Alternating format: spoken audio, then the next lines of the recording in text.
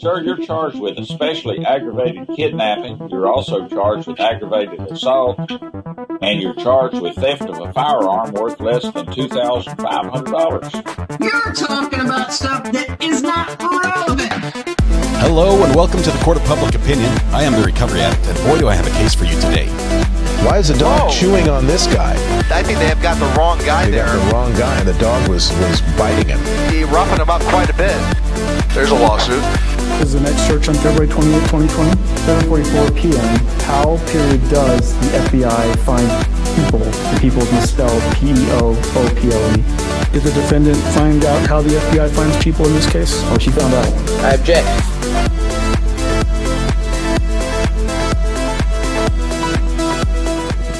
All right. So I slept in this morning, and then I had my lunch. I just sat down on the couch, just relaxed for a little bit. Just a little bit. Still echoey.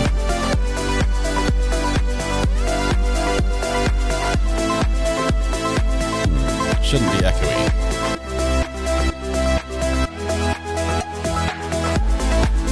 Yeah, we haven't missed anything. We're good. All right. Welcome back to the Court of Public Opinion. I am the Recovery Addict. Thanks for joining me this afternoon. Still to come, additional closing statements from defense and rebuttal closing statements from the prosecution. Amber woke me up, guys. Turn the music down just a little bit. I fell asleep. You guys are ruthless. You're ruthless, I tell you. Welcome, Angelique, first in chat this afternoon. Angelique, thank you. I love that you're all welcoming me to the stream. I think this is great. I love that you're just tongue-in-cheek saying, about time you showed up. I'm here. We can start now, I realize. Sorry, I'm late, but really I'm not. I mean, look. You can't see there, but court has not started yet. Transmitter's off. Just deep breath. Bring the dew. Let me tell you what. Let me show you something, as a matter of fact. Download this. How can I save that then? When you say bring the dew.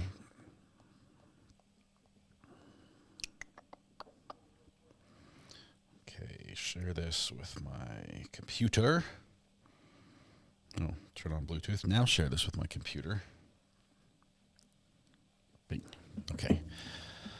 I have a picture to show y'all. I thought I'd do that here really quickly because we have time as we wait for Arizona v. Kelly to continue here this last day of the regular trial. Jury deliberations will start here soon. Okay, here's the picture I wanted to show you. Ready? We're just going to put this up on the screen right there. This courtesy of Mark. Thank you very much. Appreciate the artwork. I think there's a little bit of AI involved here, but yeah, that's spit an image of how it looks like. Can I use that? We might include that somewhere on a new logo. We need a new logo redesign. It's about time, right? All right. Let's see. People are saying, can we go over the logo? Not the logo. Sorry. Can we go over the thumbnail? The thumbnail has a ton to it. Let me do this first. Audio's turned on for court, so as soon as court happens, you'll hear it. So it'll interrupt. We're good, okay? We got everything lined up there. Spitting image, hair and all. Angelique, I got sidetracked. Angelique, first in chat, congratulations. You are sentenced with the internet ownership and duties that fall unto you there too. That doesn't really make sense. But yes, you have to take care of the internet for the rest of the time today because you were first in chat. It's a punishment we dole out every time we start. And this time you were first. And even said boo. You tried to scare us at the same time. I was resting. And you scared everybody. So Britt Bottom says, I got you on the new logo. Let me know. I'm letting you know. Britt Bottom says, I'm letting you know right now. All right. Forest for the trees. I won't see the forest. Let's see. Did I hear you slip in a wedding? No, my son texted me and it popped up on the screen, which I happened to be showing. Oh, great, court's starting already. Dang it. Dagnamit. Okay, we'll wait. They're testing. It's just testing. Hey, tech support's here. Okay, we'll check back in with them in just a minute. Let's see. My son texted me a wedding announcement thing. He's not proposed yet. And so I can't say anything to you guys about it yet. I have to keep it secret.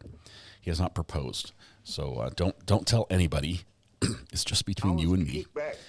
But yeah, we are actually looking at rental cars, Airbnbs, and flights to get there and back. So yippee, fun for us. So we're going to do a trip, and hopefully it will correspond with the dates of a trial, and we can be there in person. All right, quick little blip here about the thumbnail, which is up on the screen right now. It has all the stuff. Look at it's got the hola, hello, the translation. It has. I don't even know where to start. We might have to do a show just for this. And here's what I propose. Can 900 of us join in the surprise? Yeah, sure. Okay, hang on. Hello, this is Recovery Addict. Who's on the phone? Okay.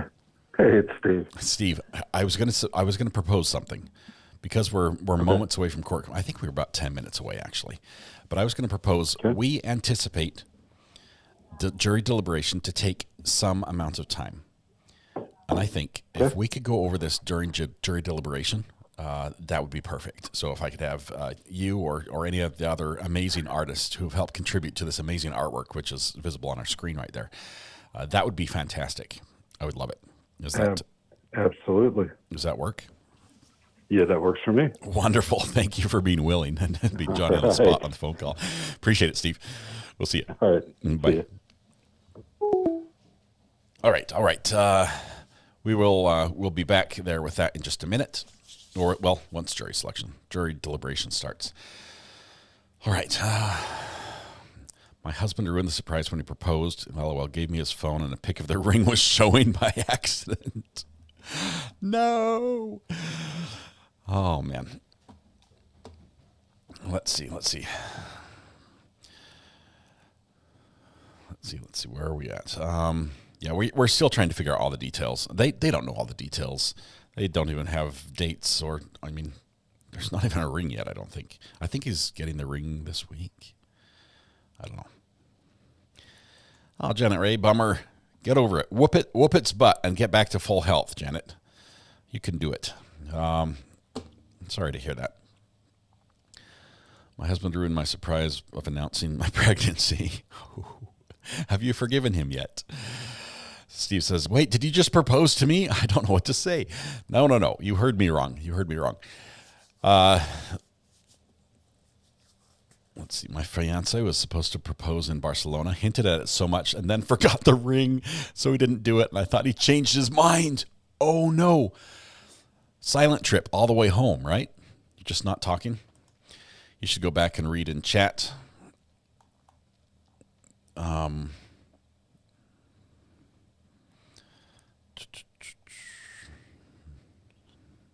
your eyes blue? They are not. They were when I was a kid. But they did not stay that way. Thought you were late because you were watching Daybell. Daybell was going. They're in a break right now, but Daybell was going. But no, we're just waiting for court to start. I made myself a ham and turkey sandwich on wheat for lunch, and I didn't know we had pickles. And so I was kicked back, taking it easy. I had to find something else that was spicy and yummy, and so I used horseradish sauce, which is if you've never had horseradish sauce, I like it. It is quite spicy, but imagine if Miracle Whip and wasabi got together and had a love child. That would be horseradish sauce. It was very tasty, but I had 2 of those, and then after 2 sandwiches and a big glass of milk, which I think goes well with just about any sandwich, I sat down on the couch and just relaxed a little bit and thought of things with my eyes closed. Who hasn't had horsey sauce? Says Libby. But this was not horsey sauce. Horsey sauce is Arby's sauce. Arby's horsey sauce is different. This was horseradish sauce.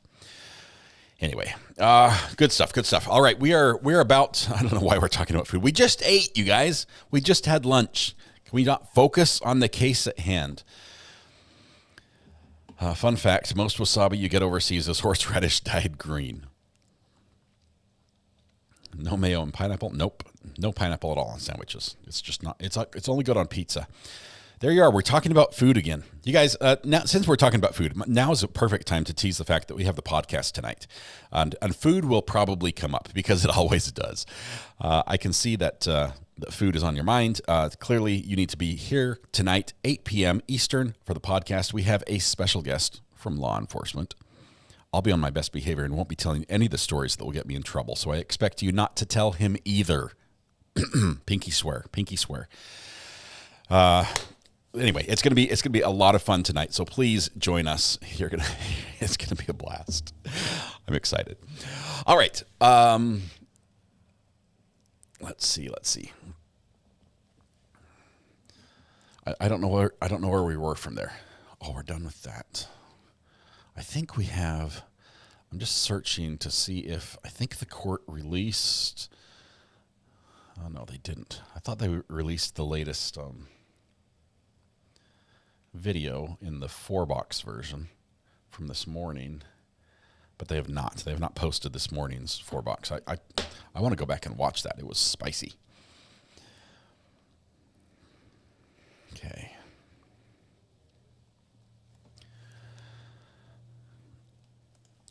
Mathis says, I wanted to clear up my admittedly confusing statement just before the break, so I made a flow chart and emailed it to you. Hopefully it's more clear that way. Hadn't known before. I will check my email, Mathis, even though I normally only do it like once a month as needed. There's the flow chart. You are not kidding. Okay, how do I share this? To my computer. Oh, that's the wrong one. Oh, don't mess up that. Don't mess up that one. Okay, we'll just ignore that one over here. I was worried that was going to mess up my live stream. Ooh, we got some sound. We have some sound. We don't have any picture yet.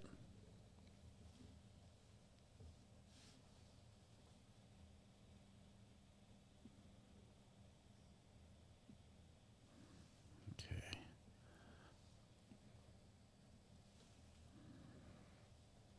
Still on bars there. All right. Okay, I sent this. Hang on 1 second. I'll see if I can show this before they start.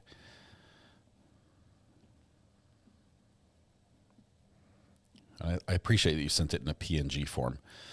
So Mathis, a quick little peek at the flow chart. Looks like this. Statement, not coming into evidence, attempted to introduce. Is it hearsay? Coming into evidence. Objection, hearsay. Does it fall under a hearsay exception? That's all right.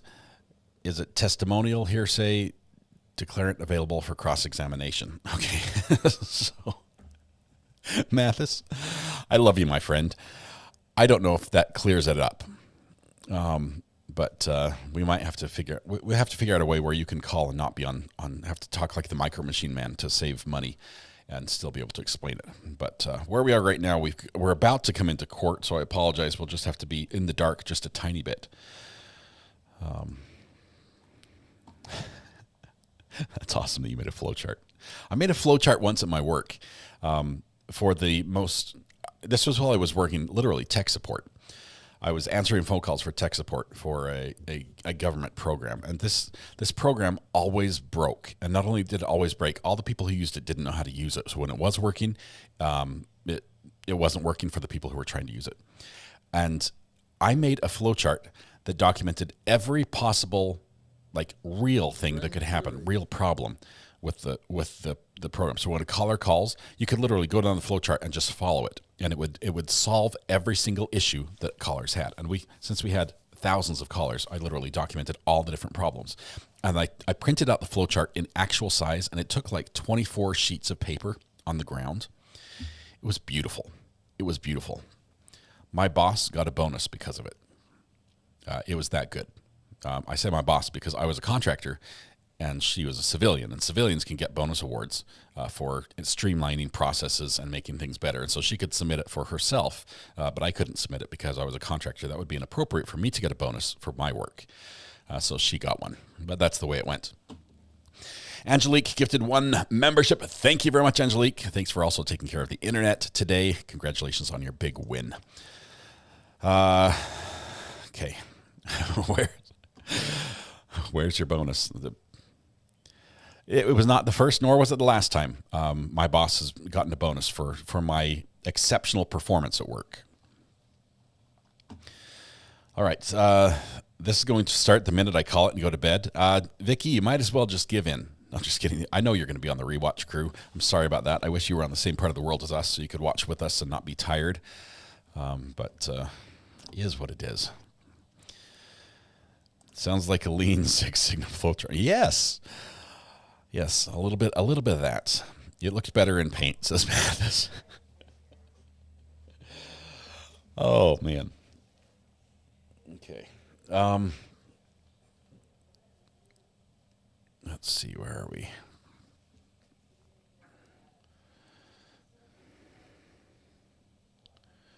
What's happening here? Hang on. Wow. Just got a text. Etta, that is awesome. I didn't know Mr. Kelly had a book. That he had written a book. The defendant, George Kelly, Far Beyond the Border Fence. Should we read a sample? I'll probably get copyright stricken. So maybe I can paraphrase. Let's see. The sun had nearly gone down. There was a rider that was approaching along the fence. It had been cut. Yeah, it's about the border for sure.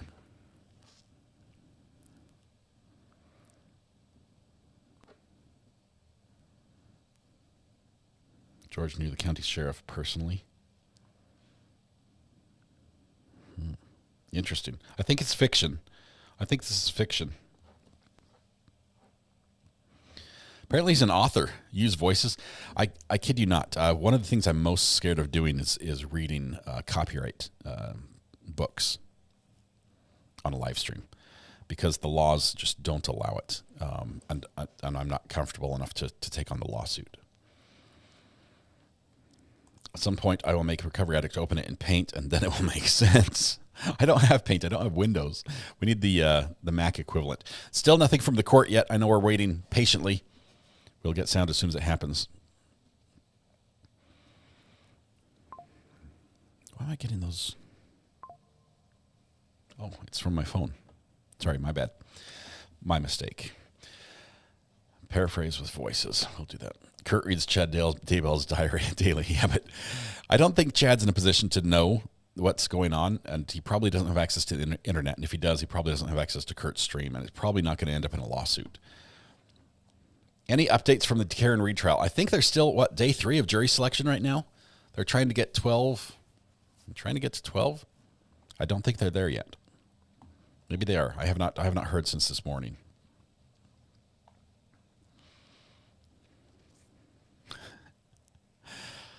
I could change the names to protect the guilty.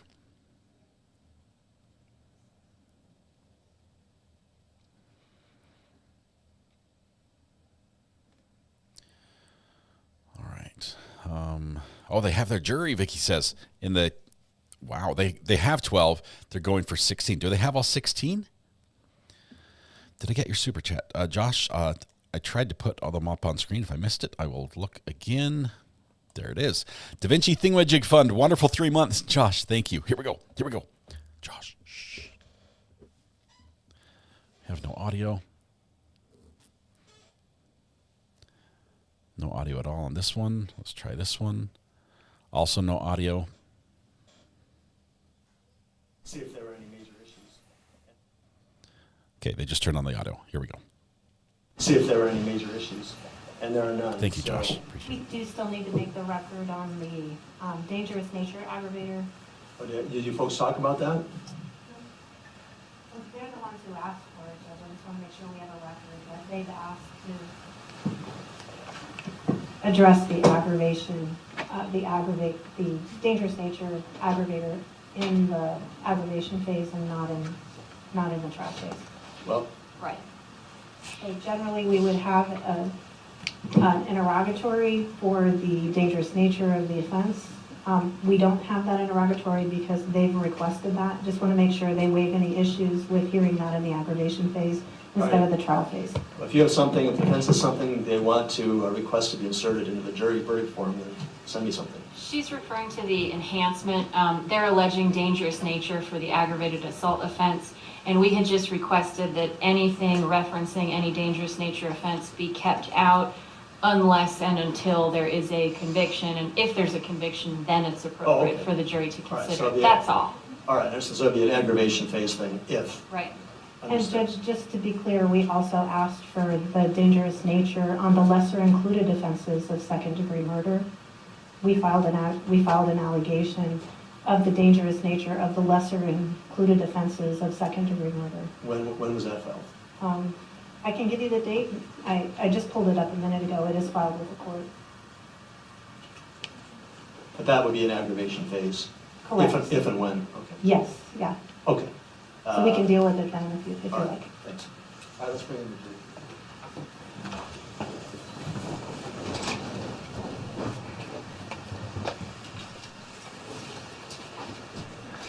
You will bring the jury. Here comes the jury. There's Denise. Denise there, our court stenographer, missed family vacation. The family went to the Caribbean or something. She stayed here. To do her job because she knew it was an important case. And I think she deserves a vacation. I think when this is over, I think she does. Bahamas. They were going to the Bahamas. She looks mad, says Wendy. Yeah, she's seen all the pictures now. I think the family's back. And her birthday. Yes, on her birthday, she missed family vacation to the Bahamas. She could have had her feet in the sand and a drink in the hand, and no. Instead, she was typing in court during the world's longest opening statement. Right.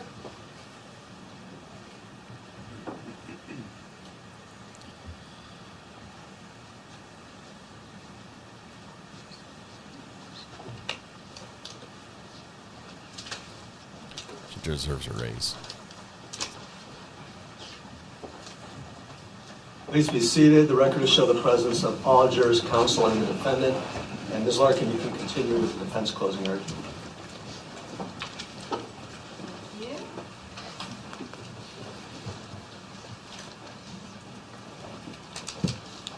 I just have a few more points to make before I let you go, so I'm going to try not to take up more of your time. I know you guys have been very attentive, and we appreciate that.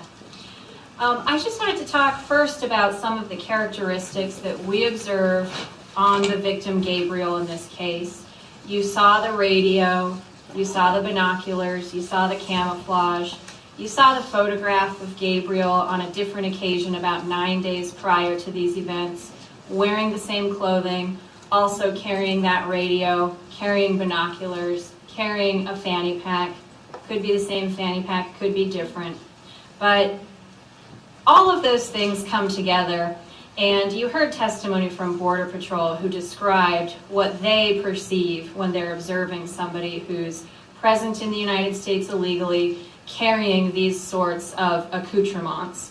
And long story short, this is simply not somebody who's looking for the American dream.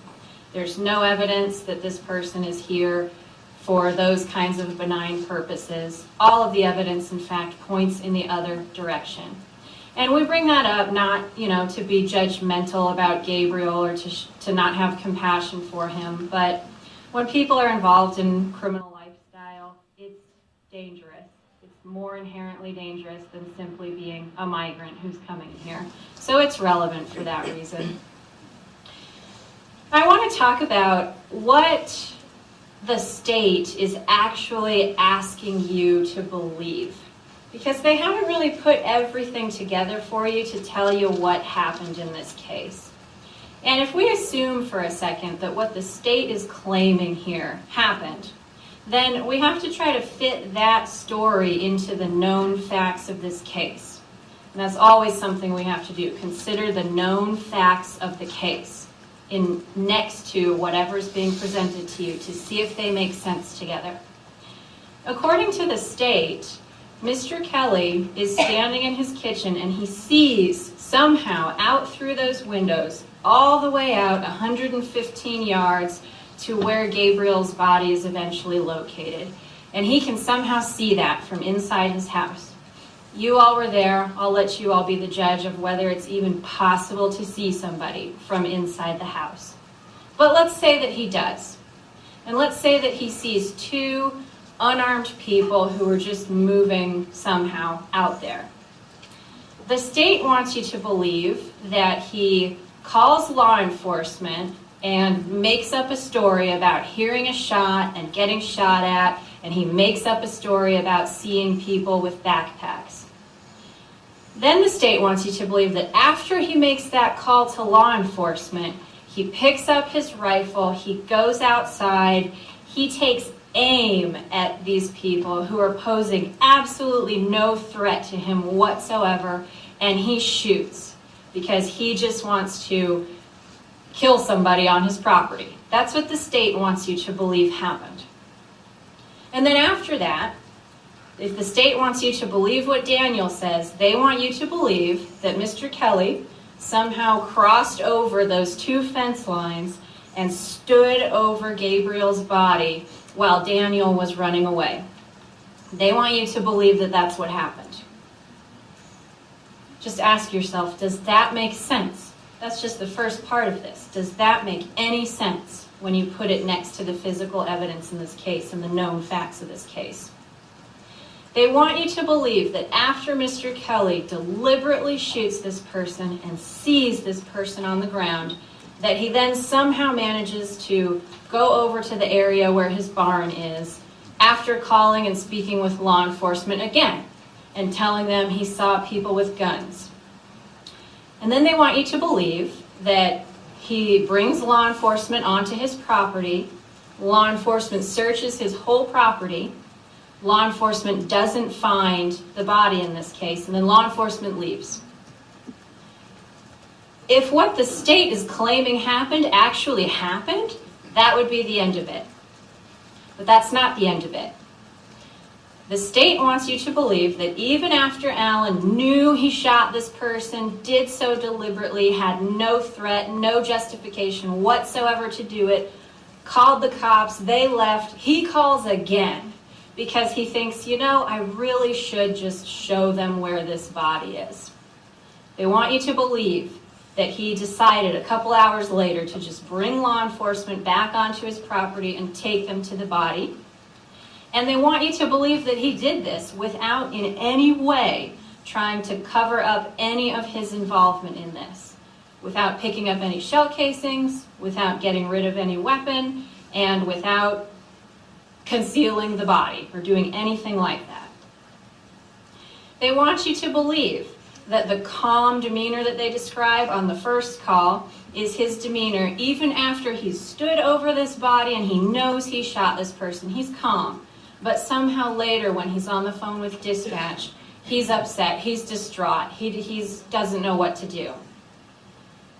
I'm just asking you to consider whether any of that makes any sense when we look at the facts on the ground. And it does not. It makes absolutely no sense for this man, if he wanted to go out and shoot somebody, to call law enforcement right before he does it, speak to law enforcement right after he does it, right after he knows he did it, and then bring them back after he knows that they couldn't find the body because they didn't do a thorough enough search.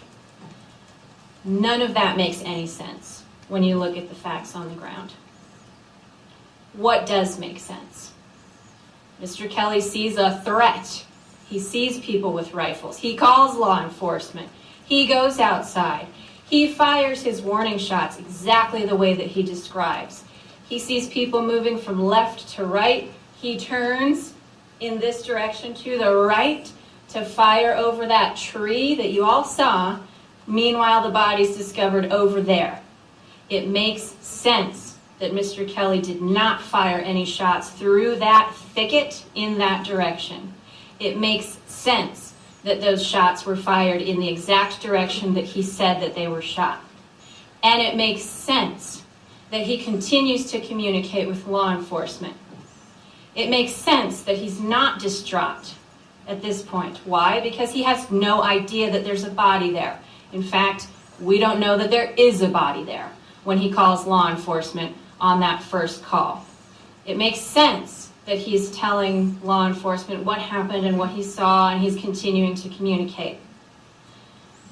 When he talks to the sheriff's department later, after he's discovered the body, it makes sense that he just discovered the body because of his demeanor in that phone call with the sheriff's department.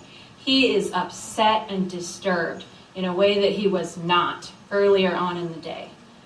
All of the facts that we know make sense with Mr. Kelly's version of how things happened. They do not make sense with the state's version of how things happen. Nobody deliberately shoots a person right after calling law enforcement for help. And nobody, if they do that, which they don't, nobody lets law enforcement search their property, fail to discover the body, and then call them back later without taking any steps to conceal anything. Nobody does that. That makes absolutely no sense. Wanda Kelly probably picked the best word to describe that scenario, and that is crazy. Nobody does that. She has 30 minutes left of her allotted time. The standard in this case, we talked about this at the beginning, is proof beyond a reasonable doubt. This table has that burden. This table has no burden whatsoever. We do not carry any burden of proving to you that George Allen Kelly is not guilty. The state carries the entire burden proving to you that he is guilty. And I mean proof. And in order for you to find Allen guilty of any of these offenses, whether it's second-degree murder or any of the lesser included, manslaughter, negligent homicide, they have to prove to you that Allen shot this person. And they have not done that. The ballistics don't prove it. The witness statements don't prove it. Allen's own statements don't prove it. The facts on the ground do not prove it. They haven't done it.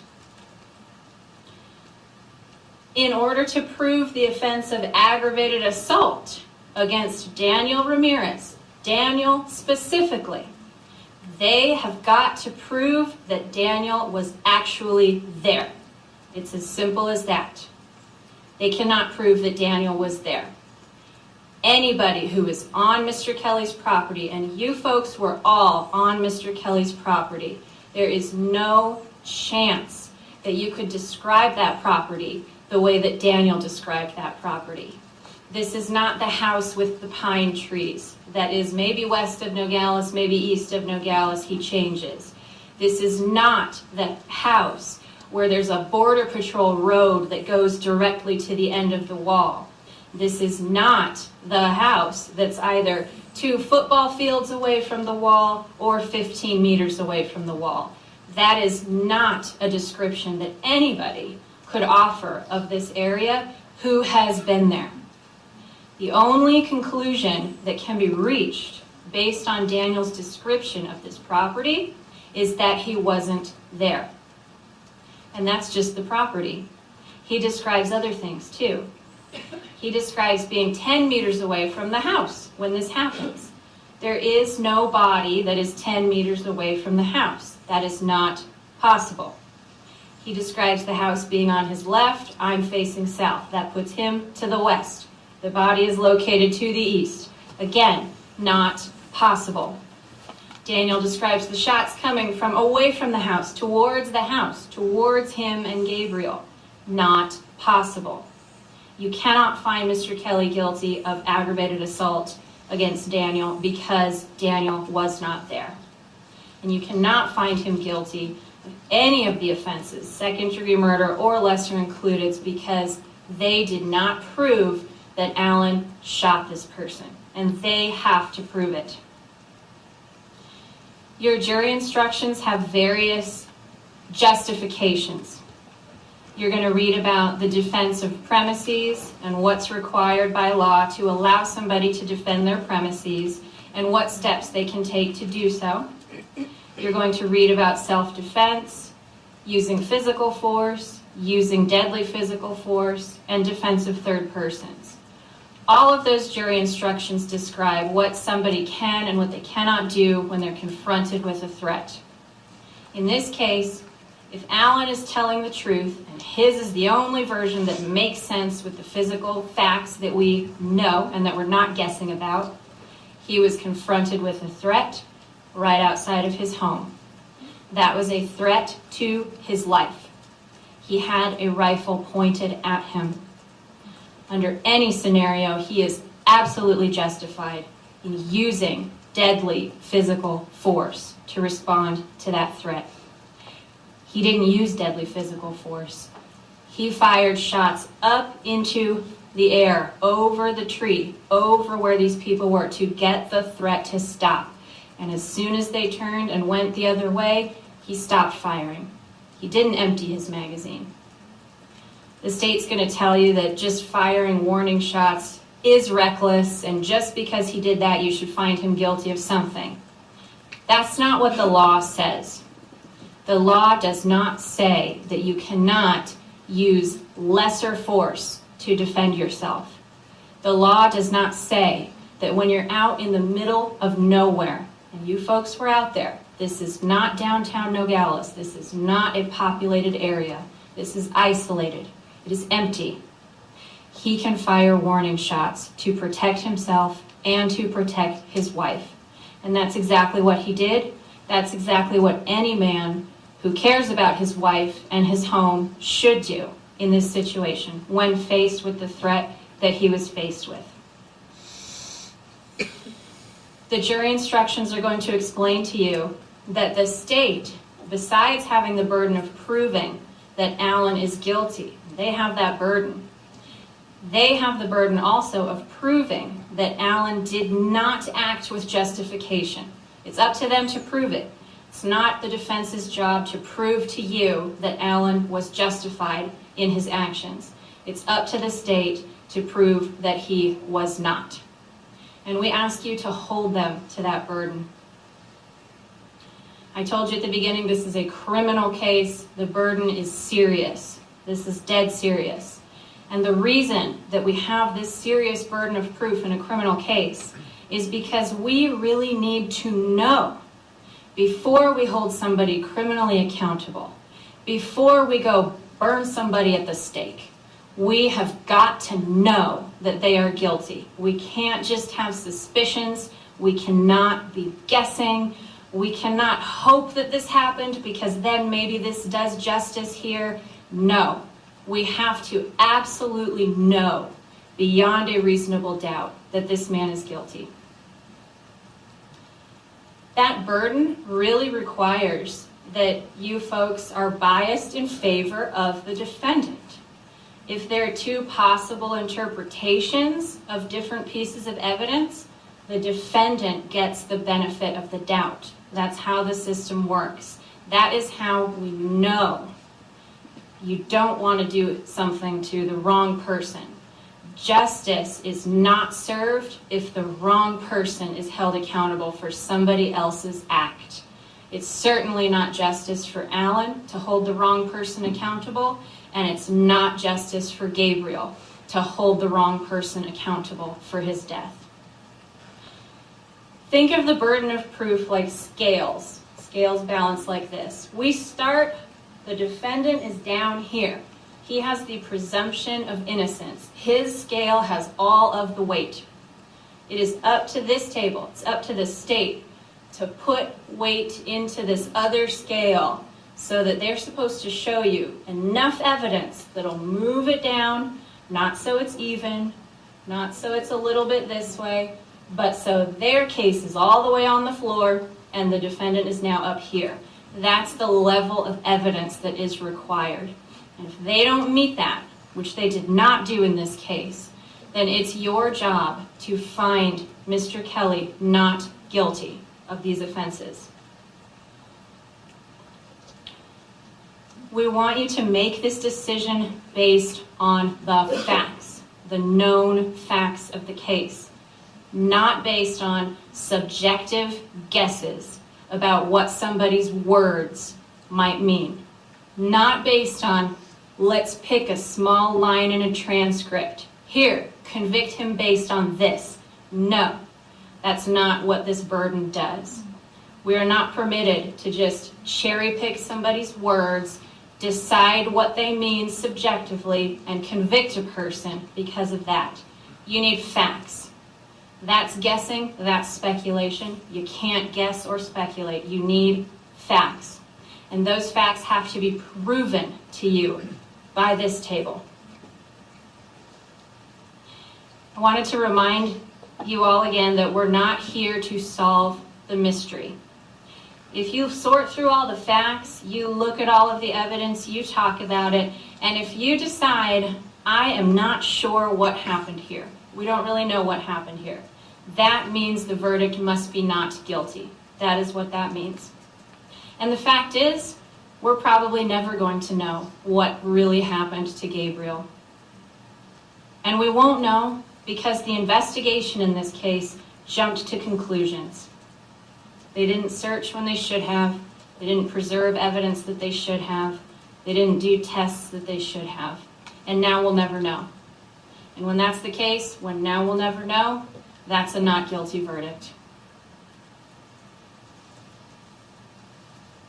I just wanted to sort of leave you with what reasonable doubt is. It's not proof beyond any doubt whatsoever, but if you have real questions in your mind, if you're thinking, I just don't know, maybe he did, maybe he didn't, there's some evidence to suggest he did, there's some evidence to suggest maybe we're wrong about that, and then there are a lot of question marks and a lot of gaps over here that we don't know. The answer is a not guilty verdict. And if you're sitting back there in the jury room and you have those doubts, even if everybody else is all on board, if you have those doubts, then our system requires a not guilty verdict. We're asking you to have the courage to say no. Doesn't matter if there are any pitchforks or torches or anything involved. If there is doubt in your mind about whether Mr. Kelly did this, you have to have the courage to return a not guilty verdict. If there's any uncertainty at all. And they have to prove it. And I'll just leave this with, we talk about reasonable doubt a lot as lawyers. If there ever was a case where reasonable doubt existed, it is this case. If you put this case into an algorithm and asked a computer, does reasonable doubt exist? The answer is yes. AI would get this right.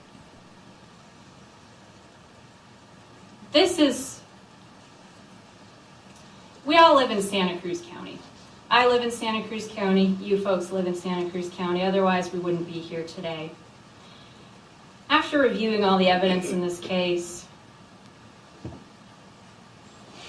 if I were to imagine finding a body on my property someday, hopefully that never happens. If I ever find a body on my property someday and I don't know what happened and I don't know how it got there, I think I'd be considering my options before I called these guys. Thank you for your time. She ends with shade against the state. Thank you, Counselor. State's She took rebuttal argument.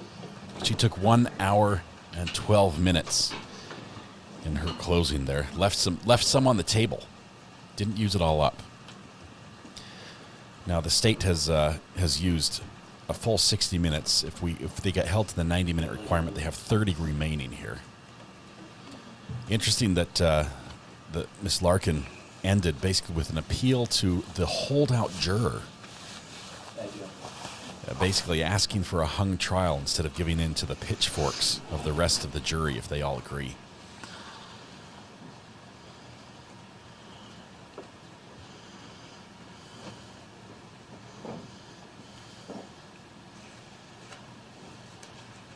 Why is the guy back there watching the woman do all the work? I'm just curious. I'm asking for a friend.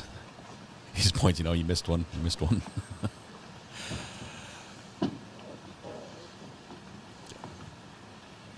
I'm counting your time. This counts against your time. Sure.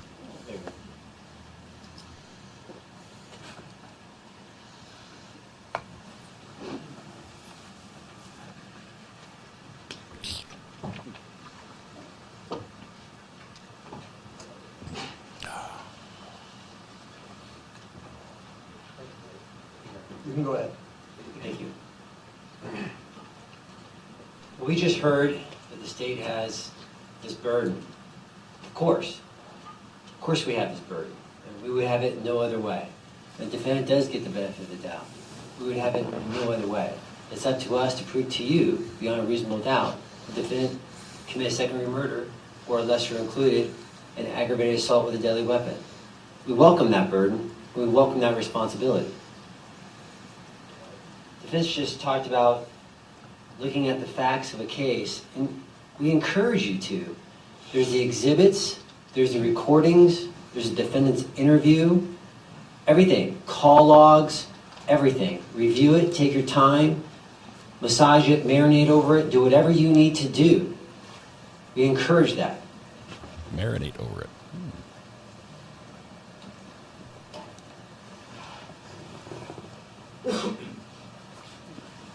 I agree. We shouldn't guess just the facts. You must evaluate and decide. From the stand only, no other evidence of what he's thinking. There is no evidence, no one had a mind-reading cap of what the defendant's thinking. The only evidence you can consider is from that stand and what has been admitted as an exhibit. Attorney arguments of what the defendant is thinking or not thinking is not evidence. In shock, I'm just going to address a couple of these things. In shock, defense counsel likes to say the defendant was in shock when he found the dead body. Daniel was shot at with an AK-47 9 times, and his friend died before him. In shock. Talk about the porch door slamming. No evidence from the stand. None. The porch door slammed and made a sound. He made this Additionally, PowerPoint you were during out there. her closing. You walked from the living room to the outside, and did you hear a porch door slam? No, you didn't. Security sweep versus search of the property. You heard testimony from the officers. Difference between a security sweep, active shooter going out there making sure, one, preservation of life, making sure they locate Mr. Kelly, and two, find the shooter. It's all over after that. There's no searching of the property because no one knows anyone got hit. There's no searching the property except for an active shooter or the defendant to make sure he's okay. Wanda, on the stand, said these two individuals, Gabriel and Daniel, were walking by. They were walking by. Time of death, Sergeant Rodriguez said, pronouncement of death 6:24. Death, of course, happens before that. The shooting event is at 2:30. Death happens at 2:30. The view, the shot, the direction, the injury. Look at all the evidence. You saw the view, you know he shot, you got the direction, and we have the injury. Don't guess, just the facts. I agree. Who is Gabriel? They have a photo of him a week and a half earlier, meaning nothing. You know nothing about Gabriel. You guys can't speculate if he's a hunter. He's out there sightseeing, bird hunting. We have no idea what he's doing. And on the day of January 30th, he didn't have binoculars. There's no evidence of him having binoculars. He does have a radio. That's not uncommon for migrants coming into the United States to coordinate pickups once they come to the country, to communicate with a driver to get picked up. That's not uncommon. Then they said a guilty person wouldn't do X, Y, and Z. Well, the defendant lives on a property where BP couldn't tell us how many, but we do know there's a lot of cameras out there. So imagine the defendant shooting someone and proceeding to dig a grave to put a body in. He's going to be caught on film. Of course he's not going to do that.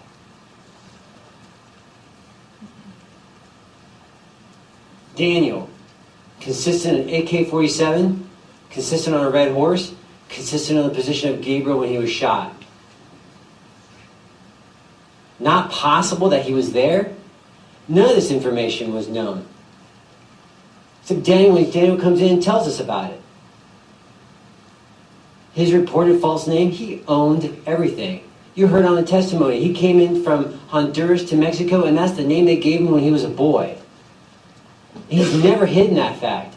He took a guilty verdict, conviction in federal court with that name. He never once hid from that fact.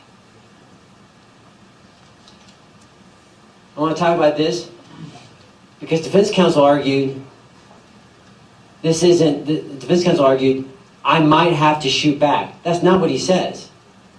He says, I'm being shot at, I'm shooting back. He doesn't say, I might have to shoot back. He says, I am shooting back.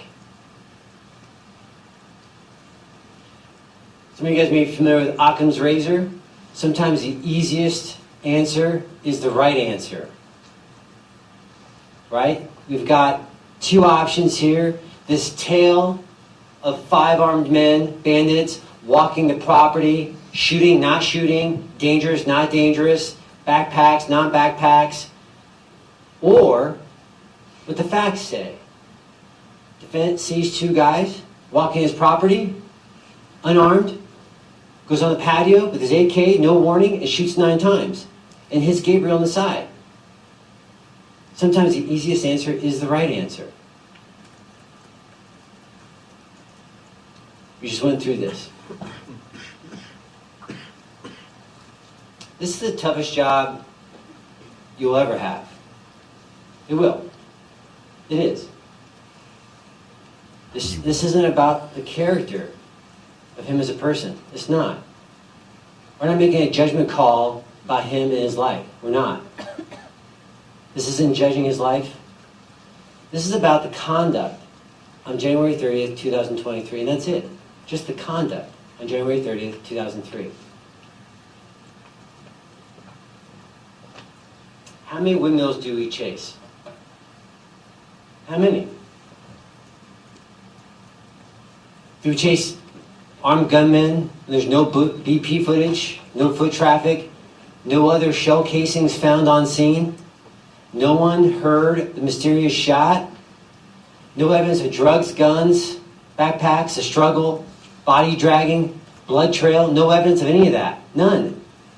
No evidence of a group crew. How many windmills do we chase? And the answer is obvious. If your goal is to get trespassers off your property, and they are already moving off your property, question, why shoot? If your goal here is to warn off cartel members who are already moving off your property, if this boogeyman up to 15 members with guns, the question is, why shoot at them? And finally, if your goal is to protect yourself, and if someone points a gun at you, why are you shooting in the air then? If someone points a gun at you, why are you shooting in the air? Shoot back. Lugan, BP agent Marcel. Defendant said to Marcel, who told him, I struck something. You remember the testimony on the stand? When they tried to cross-examine him about something different? And Agent Lugan said, that's the first time I heard that. He testified. Defendant says he was told by Marcel, I struck something. Remember defense opening? We claimed Detective Ayden was hostile. We heard it today. That he browbeat the defendant. No such thing happened. Professionalism. Ayden first starts out by telling me Question, tell me everything you know. Very open-ended question and sat quietly. You have the interview. If you don't believe me, watch it. He asked them anything you want to ask, anything that is important that's going to help out and assist me in clearing this out. Defendant responds, I don't know. I think we've been very professional, Ayden, and I thank you. I haven't been disrespectful to you. His answer is no, you haven't. There's no browbeating going on here. Ayden, I'm not here to disrespect you. I haven't been disrespectful. Question. Answer. No, you haven't. When they leave that interview, they handshake. There's no browbeating here. It's a voluntary statement by the defendant. Ayden, is there anything else you want to answer? Is there anything else you want to tell me before we end? I'm thinking. He's asking open-ended questions to the defendant. He wants to get to the bottom of this.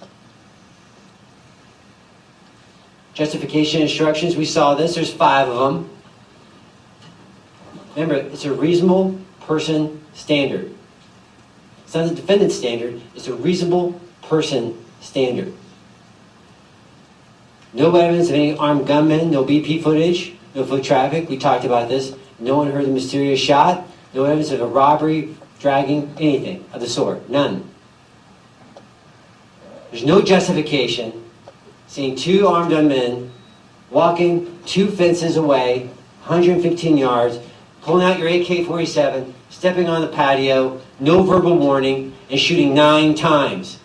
No justification for that whatsoever. Important 2 concepts. We just talked about reasonable person standard. He escalates the situation. His wife is fine. She testified. She didn't grab her gun. She didn't lock windows. She didn't lock doors. There's no danger here. He stood between the windows so she Justification. couldn't be seen. You do have the right not to retreat. You do. We don't argue that. However, you do not have the right to use deadly physical force to protect a person who didn't need protecting. And you don't have the right to use deadly force when there is no threat to home or yard. And you don't have the right to initiate, instigate, or escalate with deadly force. No right whatsoever. Reasonable doubt, we just talked about that. Leaves you firmly convinced. We don't know everything with absolute certainty, but it leaves you firmly convinced. Use your common sense and everyday judgment. It's not a mystical thing here. Firmly convinced, and nothing is known with absolute certainty. Use your best judgment. No guessing, just the facts, and we'll end with this. Gabriel and Daniel were shot at. Gabriel is dead, killed by a high-powered weapon, an AK-47. Entry wound, exit wound, lined up with the defendant's property. Defendant's words, there's a typo inconsistent with the physical evidence. Inconsistent. The victim statement says consistent. Steps out, words consistent no verbal with warning. physical evidence. Defendant shot his AK 9 times. Shell casings prove it. Ejection pattern proves where he was standing. Position and orientation of Gabriel's body proves where the shot comes from. The state's going to ask you to find him guilty of second-degree murder. We also have, if you don't agree, manslaughter. If you don't agree with second-degree or manslaughter, you can find him negligent homicide. And also find him guilty of aggravated assault with a deadly weapon. He manifested everything in this situation. He escalated it. And I'm going to leave with this. The moral of the story, again, is you shot and someone is dead. The answer is yes. All the places to have a typo. Spell something wrong. All right, thank you. Don't That argue concludes the other closing side. Arguments. Ladies and gentlemen of the jury, I need about 5 or 10 minutes just to finish a verdict form. This is the form that I'll give to you when you go back to deliberate. You'll have to complete when you complete your deliberation. So I'm going to stay here. I'm going to excuse you. It should just take 5 or 10 minutes. I'll stay here with the lawyers. We'll excuse the jury, and we'll have you back shortly. Okay. So as they leave, judge going to take just a minute. He's got a typo. He just made it. He just made it. Oh my goodness. All right, we're gonna do a poll while he's getting ready for that. I think we're gonna stay here. We're gonna do a poll on how long jury deliberations will be.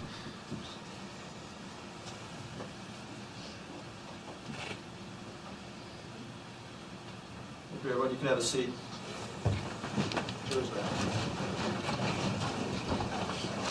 We're just going to finalize the verdict form. It should just take a couple minutes, and we'll be right back.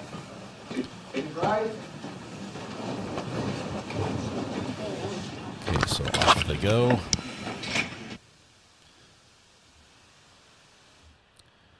Let's see, apparently we're still live. We might... Yeah, we're on. Okay. How long will the jury deliberate? Helps if I spell deliberate. I don't want a typo in my poll.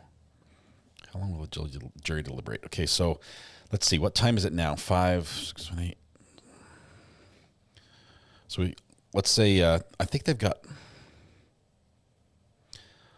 4 hours left today, maximum. I think that's the maximum they could probably go. So we're going to say less than 4 hours. That would put it today.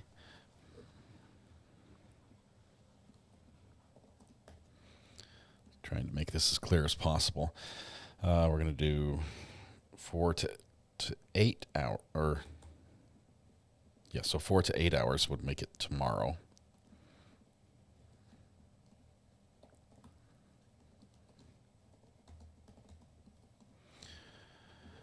Let's see. If we go over the weekend, that sucks. Oh man. So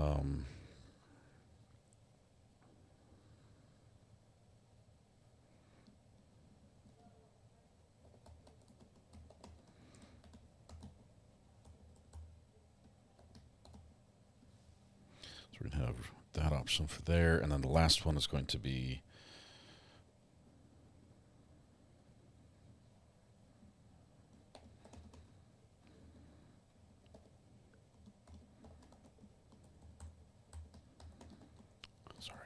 I'm prepping. Here we go. Polls up. There we go. Probably has some typos in it. My poll probably has some typos. The question is, how long will the jury deliberate? Less than 4 hours? That would be today. 4 to 8 hours is tomorrow. Ruins my weekend is option number 3. Or what about Karen Reed is the last of the options. Let's see. Ivan says, I'm getting a little unsettled about being on the same side as Recovery Addict in most of the chat as of late. What's happening to me or all of you? Ivan, we've converted you. We've won you over to our side.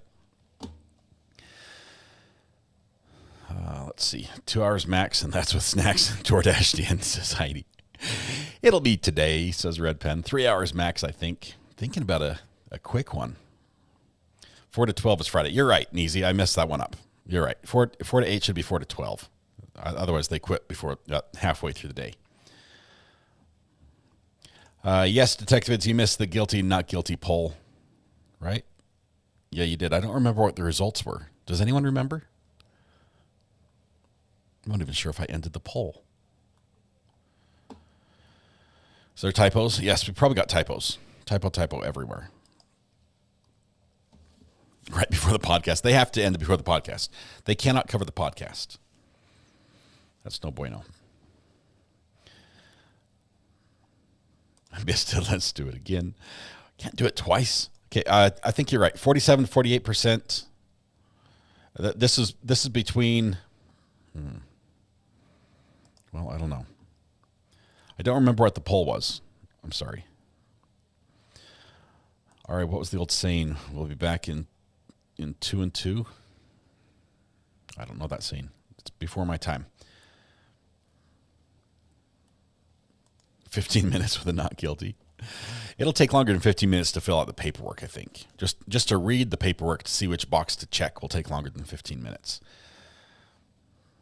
The judge, when he comes back, they do have the jury instructions, or the verdict forms to go over. He also has 2 more instructions that he's going to give them, and they give those after the closings, which are done.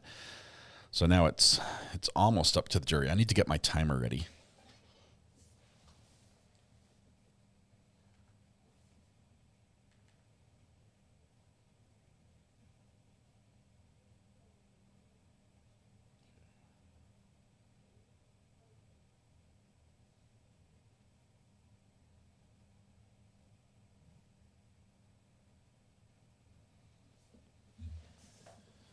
stopwatch is ready. Let's see if I can make a quick little label for it.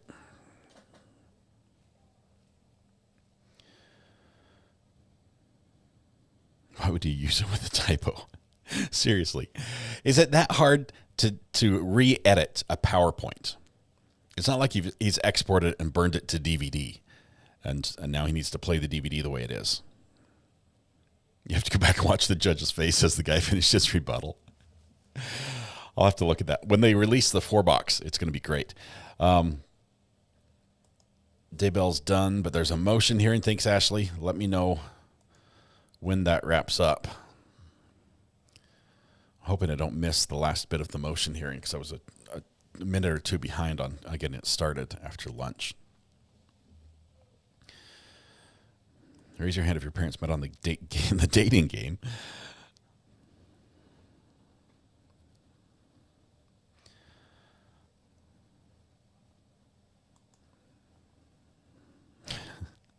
You guys are bad. Yes, go back and watch the judge's face. Hang on. Let's go to 8. There we go. Denise, did you bring snacks?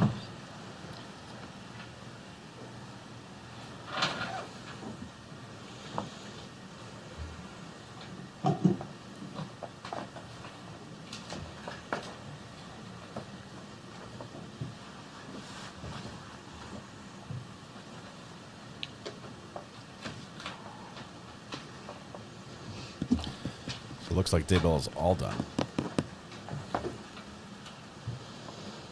Let's see. We'll keep waiting. Let's see.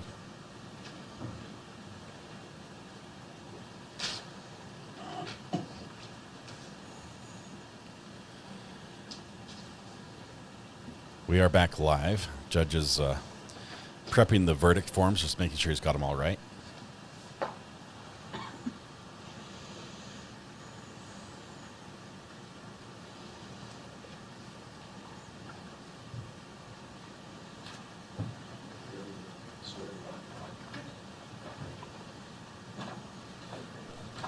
You will bring the jury.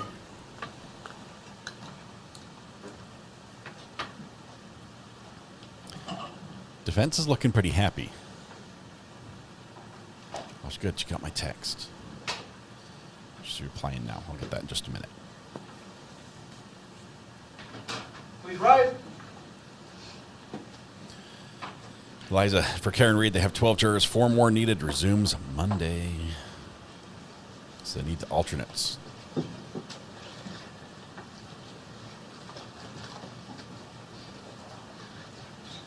Mr. Kelly's looked, aside from a couple days where he's been animated, counsel and the defendant. It's pretty. Ladies and gentlemen of the jury, this concludes the closing arguments. I now have 2 brief closing instructions to give to you. I'll explain the verdict form, then we're going to pick the alternates, and then you'll be discharged to go and begin your deliberations. Final jury instructions, 2 final jury instructions are as follows. The jury foreperson. When you go to the jury room, you will choose a foreperson. The role of a jury foreperson is important, but please remember that the foreperson's opinion about the case is not more important than that of the other jurors. The opinions of each juror count equally. The jury foreperson's responsibilities include the following. 1, make sure every member of the jury is present during all discussions and deliberations. So in other words, there's no discussions, no deliberations unless you're all present, even if someone just steps out to use the restroom. You all have to be present. The jury person is to preside over deliberations and make sure that the deliberations are conducted respectfully and that all issues are fully discussed. The discussions should be open and free so that every juror may participate. All jurors should be allowed to state their views about the case and what they think the verdict should be and why. All members must agree unanimously on any verdict. Therefore, the foreperson should count the votes to ensure that every juror has voted. If you reach a verdict or verdicts, fill out the verdict forms and then sign the form on behalf of the jury. That's what the foreperson does. If the jury reaches a verdict, the foreperson will inform the bailiff When the jury returns to the courtroom, the foreperson will bring the signed or unsigned verdict forms, as well as any question forms that have been used. When you return to the courtroom, the court will ask the foreperson whether the jury has reached any verdict. The foreperson will respond yes or no. The foreperson is not expected to read any verdict to the court. That will be done by the clerk. The case will now, and is now, submitted to you for decision. When you go to the jury room, you will choose the foreperson. He or she will preside over your deliberations. I suggest that you discuss and then set your deliberation schedule. You are in charge of your schedule and may set and vary it by agreement and with the approval of the court. After you have decided on a schedule, please advise the bailiff. You are to discuss the case and deliberate only when all the jurors are together in the jury room. Do not discuss the case with each other or anyone else during breaks or recesses. The admonition that I've given you before and during the trial remains in effect when all of you are not in the jury room deliberating. After you're setting your schedule, I suggest that you next review the written jury instructions and the jury verdict form. It may be helpful for you to discuss the instructions in verdict form to make sure that you understand them. Again, during your deliberations, you must follow the instructions and refer to them to answer any questions about applicable law, procedure, and definitions.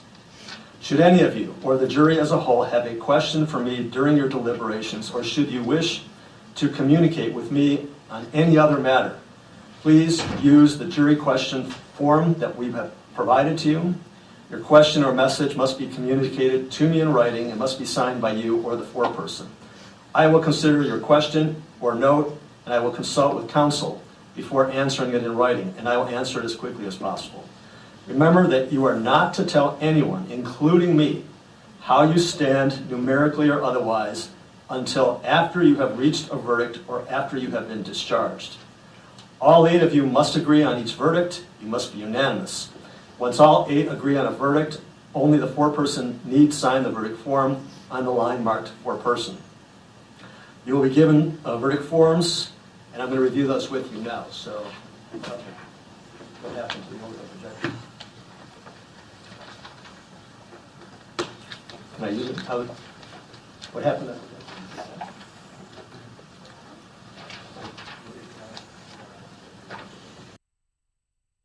Judge's like, what happened to the forms? I thought you said they were done.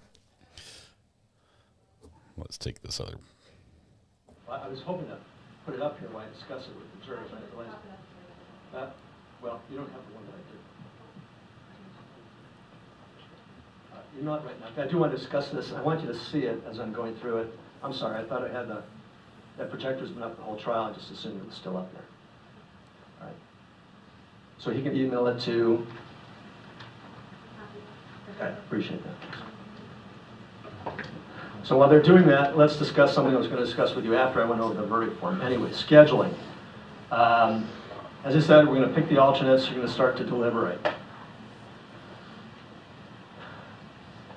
We shut down the courthouse at 5 o'clock.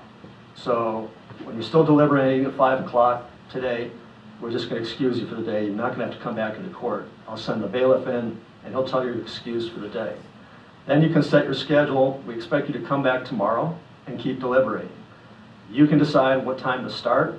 The courthouse opens at 8 o'clock. If you want to start at 8:30 or 9, it's up to you. Okay? So you'll be discharged for the evening tonight at 5 o'clock or before if you want to go home earlier. Set your schedule. Let the bailiff know what time you want to start tomorrow so we can have security there to let you in and so forth. And tomorrow, as you're deliberating, again, you can take lunch, go out for lunch from 12 to 1:30 if you want a break. If you want to eat lunch in, the clerk and the jury commissioner, he'll bring lunch in. Let us know, but you kind of got to let us know by like 10 or 10:30 because, ordering and getting everything prepared, we got to start that process ahead of time. If you tell us at 11:30 or 12, you won't get fed until 2 or 2:30, the way things work. So let us know if you want to eat in and keep deliberating, or you can take a break from 12 to 1:30, whatever you want to do. Just let the bailiff know. As this instruction said, any questions or any comments, any communication between the jury and the court has got to be through the bailiff. It has to be done in writing. Everything has to be done in writing. It should be a note either signed by the foreperson, or if any of you individually want to send a note through the bailiff. And as I said, I'll get it. I'll confer with the lawyers. and we'll come up with a written response. Exhibits. When you go back to deliberate, the lawyers and the clerk will be working here with the bailiff to put together all the exhibits that we'll bring back into the jury room. You'll have access to everything that was admitted as an exhibit at trial. Now, there's some things, obviously, we're not going to bring back there and just... So anyway, we're going to bring everything back there that I approve of for right now. But there are going to be some things we're not going to bring back there, but you can still have them. For example, the AK-47. Clothing, bloody clothing, coats, firearm, shell casings, those physical exhibits will remain here, but they are accessible, all right? All you have to do is write a note saying, we want to see the clothing, and someone will bring it in and you'll be able to look at it, for example. Now, some things were admitted and electronically. There's some recorded statements, some videos, some 911 calls, and those are all electronic. Those are accessible to you as well. Just let us know what you want to see. If you want to see them, then we'll have one of our tech people bring in a laptop computer. I think there's a television monitor on there, and they will play for you whatever you want to see. And then they'll remove themselves so you can talk and deliberate about it. So if you don't see something in the jury room, it's because it's just not appropriate to bring it in there at the present time. If you want to see it, tell us, ask for it, and then we'll have it brought to you. All right? That's going to take a little while to get together, because with a lot of exhibits in this case, so it may take a half hour, an hour or so to get what we can bring back there to you. All right, how are we doing? Oh, there it is. Okay, great. All right, do you have that on your screens? All right, thank you very much, Counsel. Yeah. All right, so this is the form of the verdict. We, the jury, duly sworn and impaneled and sworn in the above title action upon our oaths to find the defendant, George Allen Kelly, on the charge of second-degree murder on January 30, 2023, as the result of the death of GCB as follows. All right, thank you. Check only one. All right, so this is the charge. Count one of the charge against the defendant, second-degree murder. Check only one. Guilty, not guilty, unable to agree, or guilty. All right? Now, unable to agree. We have these lesser included offense instructions, lesser included offense charges that the lawyers have argued to you. The verdict form explains to you when you go to those and what you do with respect to them. Lesser included offense verdict on manslaughter. Manslaughter is one of the alleged lesser included offense instructions. It's a lesser included offense of second-degree murder. If you find the defendant guilty of second-degree murder, do not complete this portion of the verdict form. In other words, complete this portion only if you find the defendant either not guilty of second-degree murder or you are not able to decide. All right? Real simply, if you find the defendant guilty of second-degree murder, you don't go to the lesser included offense instructions. If you find the defendant not guilty of second-degree murder, or you're not able to agree, then you check not guilty or unable to agree, and then you go to manslaughter. All right? Are you with me so far? All right, it's a little confusing. All right. So, if you get to manslaughter because you found not guilty or unable to agree on second-degree murder, then we, the jury, impaneled and sworn the above title action and upon our oaths to find the defendant, George Allen Kelly, on the charge of manslaughter on January 30th, 2023, as the result of the death of GCB as follows. Check only one. Not guilty, unable to agree, or guilty. All right? Now, there's another lesser included offense instruction, and the second lesser included offense charge is negligent homicide. The jury verdict form explains to you how to deal with that. Lesser included offense verdict on negligent homicide. If you find the defendant guilty of second-degree murder or manslaughter, do not complete this portion of the verdict form. In other words, complete this portion only if you find the defendant either not guilty of second-degree murder and not guilty of manslaughter, or you are unable to decide on either of those other charges. Then you render a verdict on negligent homicide, the second lesser included offense instruction.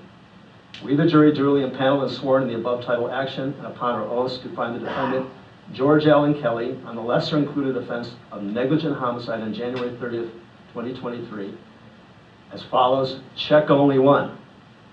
Guilty or not guilty. All right? All right. You may not have any questions about that now, but if you go back to the jury room and at some point, if you're not sure about what you're supposed to do with respect to these lesser included offense instructions, send out a note. And we'll come back in and I'll try to explain it in a better way. Confuse you further. Right? There's only one form of the verdict. That'll be sent back into the deliberation with you. Leave those copies of the final jury instructions on your seat. You're going to get a one final copy for use of all the jurors. Any questions about setting your schedule? Judge, did you want to go over count two? Oh yeah, I'm sorry, count two, thank you. Sorry about that. Count two is straightforward. There's no lesser included offense instructions on count two. Count two deals with the separate victim, who is Daniel Ramirez. That's count two is aggravated assault with a deadly weapon. We, the jury, duly impaneled and sworn in the above title action and upon our oaths to find the defendant, George Allen Kelly, on the charge of aggravated assault with a deadly weapon, January 30th, 2023, as a result of his conduct against Daniel Ramirez, guilty or not guilty. No lesser included offense instructions concerning that particular charge. Sign a foreperson with your name and your juror number and whoever the foreperson is, because we've protected the identities of all jurors, that will be ultimately redacted from the final jury form, so don't worry about that. All right. Now we're going to pick the alternates. As I told you, the way we do things in state court, we never know who the alternates are. There will be 8 jurors who will deliberate. We're going to pick 4 alternates. We have a very high-tech method of doing this, okay? And just to show you, so I believe in transparency, here's how we do it. All right, ready? This is our high-tech method. Well, you know, there's always controversies about ballots and ballot, counting and stuff like that. So let's just keep it low-tech, okay? They got the fishbowl. Each of your numbers has been put on a piece of paper by the clerk. She's folded them up, and there's 12 little pieces of paper in here. I'm going to blindly pick them out, then I'll give it to the clerk, and she'll read the name of the first alternate. We'll pick all 4 alternates right now. If your number is called, just please remain in place because I have some final words and instructions. A parting gift. Who will be alternates. All right? Here we go.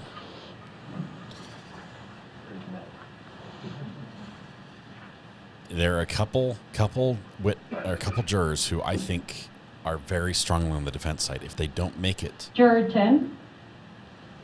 I don't believe that's one of them. I'm thinking 5. 5 is one that's a strong defense juror. Juror 4.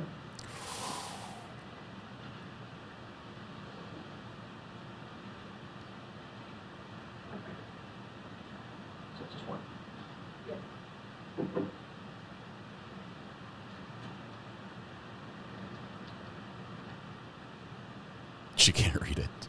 Juror 8. 4 was good for the state. One more. Judge, stir one more time. No. Okay, here we go.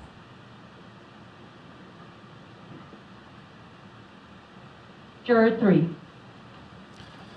All right. Jurors 3, 4, 8, and 10. Sorry. I talked about this once before, but let me remind you. I'm going to excuse you in a moment, and if you have things in the jury room, you can go get them. If you want to say goodbye to your fellow jurors, you can do that as well. The admonition that I've given you about not talking about the case with anybody, not doing any research, not doing any investigation, staying off the internet, staying away from all exposure to anything having to do with this case, is still in effect. It's in effect until we call you and tell you that you are released from the admonition. Remember what I said yesterday in response to the questions from one of the jurors. The reason that we do that is these 8 persons who remain are going to go and start deliberating. If one of them has some kind of personal issue, a health issue, a family issue, some kind of emergency, and we need to excuse the juror who's deliberating, then we're going to pick one of you from those, one of the 4 of you, just the way we did, will call you and you'll have to come back and join the deliberations. And then we'll have to start all over, but that's okay. And this does happen. You can't predict emergencies or things like that. So it does happen that we have to call alternates and say, come back in, we're going to need you to deliberate. Once the jury has reached a verdict, you will be immediately notified. You'll be told that you're released from the admonition, and you'll be told what the verdict is. Any questions about that from the alternates? All right, before you go, I probably won't see you again, and neither will the parties. I just want to, on behalf of everyone here in the court, and I want to thank the 4 of you who served as alternates. On this, we have all talked about, informally among us, what a terrific jury this was, how much attention you paid, how engaged you were, and the great questions that you wrote. I just want to, it's been a tremendous commitment. I'm sure it's been a kind of an emotional experience for you. I hope you found it valuable and rewarding. I'm sure it's been stressful, especially with the admonitions and the controls that we put on you. I just want to thank you from the bottom of my heart for what you did. I hope you learned something, and I hope you found it was a valuable experience. And if I don't see you again, my sincerest thanks for your service in this case. All right, I will say goodbye to your fellow jurors.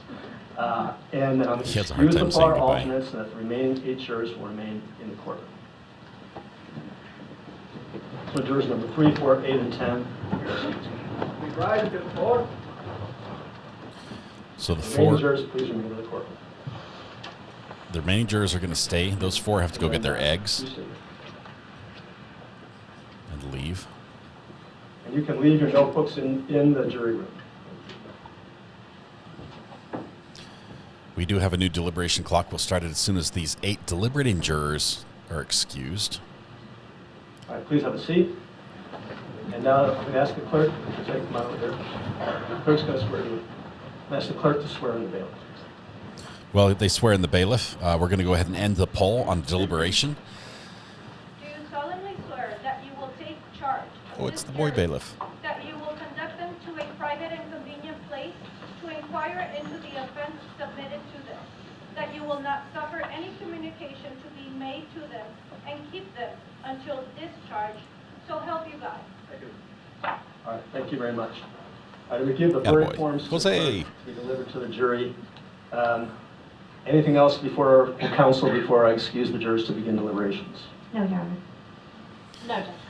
Ladies and gentlemen of the jury, you're excused to begin your deliberations. As I said, we'll excuse you right before. Yes, leave those there. Please leave those copies of the jury instructions there on your seats. As I said, you'll get a court final copy for your use among yourselves in the jury room. And it won't have the excuse typos. You a little bit before 5 o'clock. Let the bailiff know what time you're going to come back tomorrow and what you want to do for lunch and all that.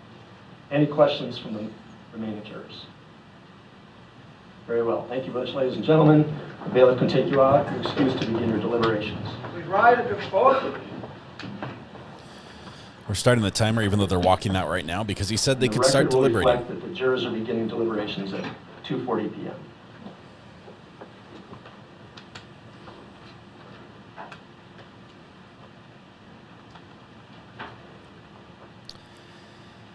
And we've started the timer. It looks like we just got notification that they've reached a verdict. No, just kidding. Just kidding. That would be funny.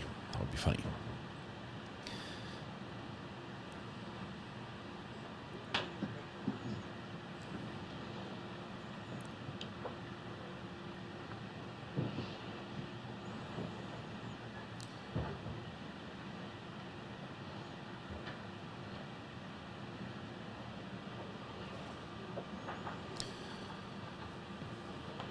Okay, you guys want me to rewind? I can only rewind by rewatching my own stream here, which gets a little confusing because I talk over it.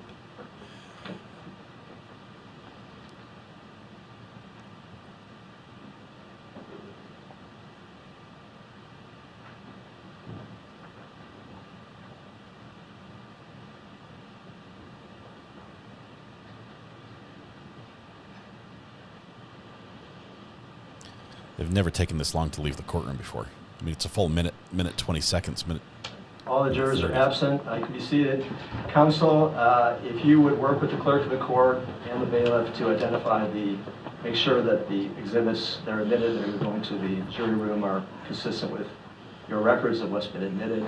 And I think we pretty well know what's going to go back there and what's not going to go back there. If they, as I told them, if they want to see something that's in some electronic format, they're going to we'll let you know, but basically they'll tell the bailiff, and we'll send somebody in there from our, either from security or the bailiff or a technical person to let. And a laptop, okay. Jurors 10, 8, 4, and 3 are alternates. You know, if there's questions, and how do you want us to contact you? I really like to deal with the questions as quickly as possible. I know your office is a little ways away. Do you want to do it remotely? I really, go ahead. We were probably just going to hang out. Oh, that's fine. All right, that's fine. If you don't, that's fine. If you decide to go back to your office, let us know. So we can all right, anything else? All right, we'll be in recess. Pending jury deliberations. We rise to court.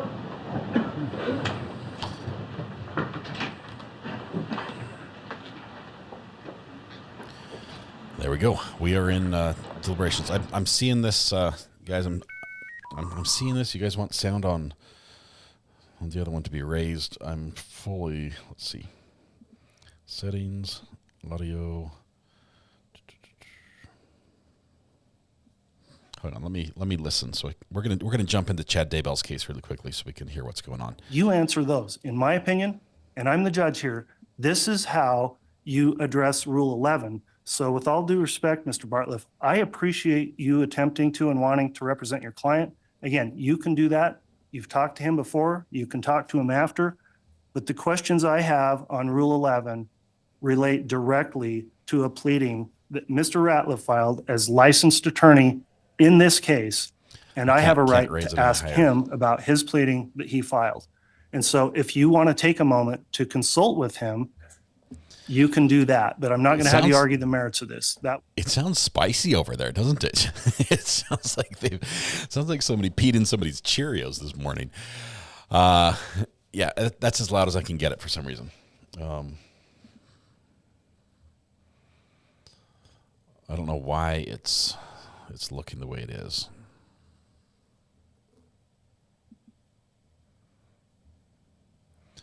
Volume's all the way up. I think they're done. Yeah. All right. Rule 11 hearing may be held when a defendant is suspected of being mentally incompetent.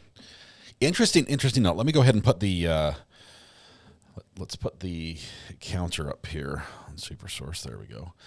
We're 4 minutes and 30 seconds. We want to keep track of that. There is one point where the defendant in this case says he is senile. Did you guys catch that? When he said he was senile? I'm trying to remember when it happened, but it flagged in my head, and I'm like, oh, that's interesting. That just got skipped over. Wait to go back. Wait, go back. I want the spice. The spice is over. He was ending. They're back. They're back to. I guess they're going to come back. Ashley, are they going to do a? Are they doing another hearing of some sort? Let's see. For those that want to follow the Chad Daybell case, we are streaming that live without commentary, only with comments, with the comment section, over on my other channel, my company channel called Top Mark Media, TOPMARK, just like it sounds, all one word, Top Mark Media, and we've got the stream there from Judge Boyce's courtroom, and you can join a friendly group of people with a few familiar mods as well. Candace says that I think they're done for the night. Daybell or Mr. Kelly? Mr. Kelly. I have to remember, somewhere there was one little comment mentioned one time where he said he was dealing with, that he was senile. Abby says, but your commentary is the reason you're here. Okay, let's do this. Let's do a quick peek back. I'm going to go back and watch the replay. You guys said something about the judge, that we need to watch his face while all this goes down. So let's see. Let's see, where's me? I have to search for my own channel. Hang on just one second. Don't know how to find me on YouTube. JK, or is it Jeek? I would like to wish happy birthday to my beautiful wife, Maria. Maria, happy birthday. I think we sang to you, Maria, or another Maria this morning. We sang happy birthday to Maria. Happy birthday. And what a sweet little thought. What a sweet gesture there. Beautiful, beautiful. Happy birthday, Maria. So the face he made was weird. You guys are saying, let me see if I can find the channel here really quickly.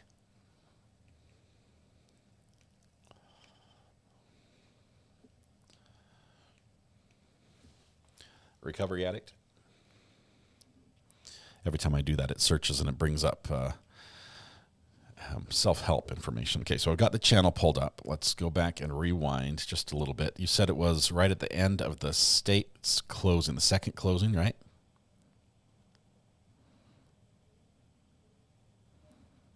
Okay, here we go. It's going to be confusing because I'm talking with me here, but here we go. Let's see.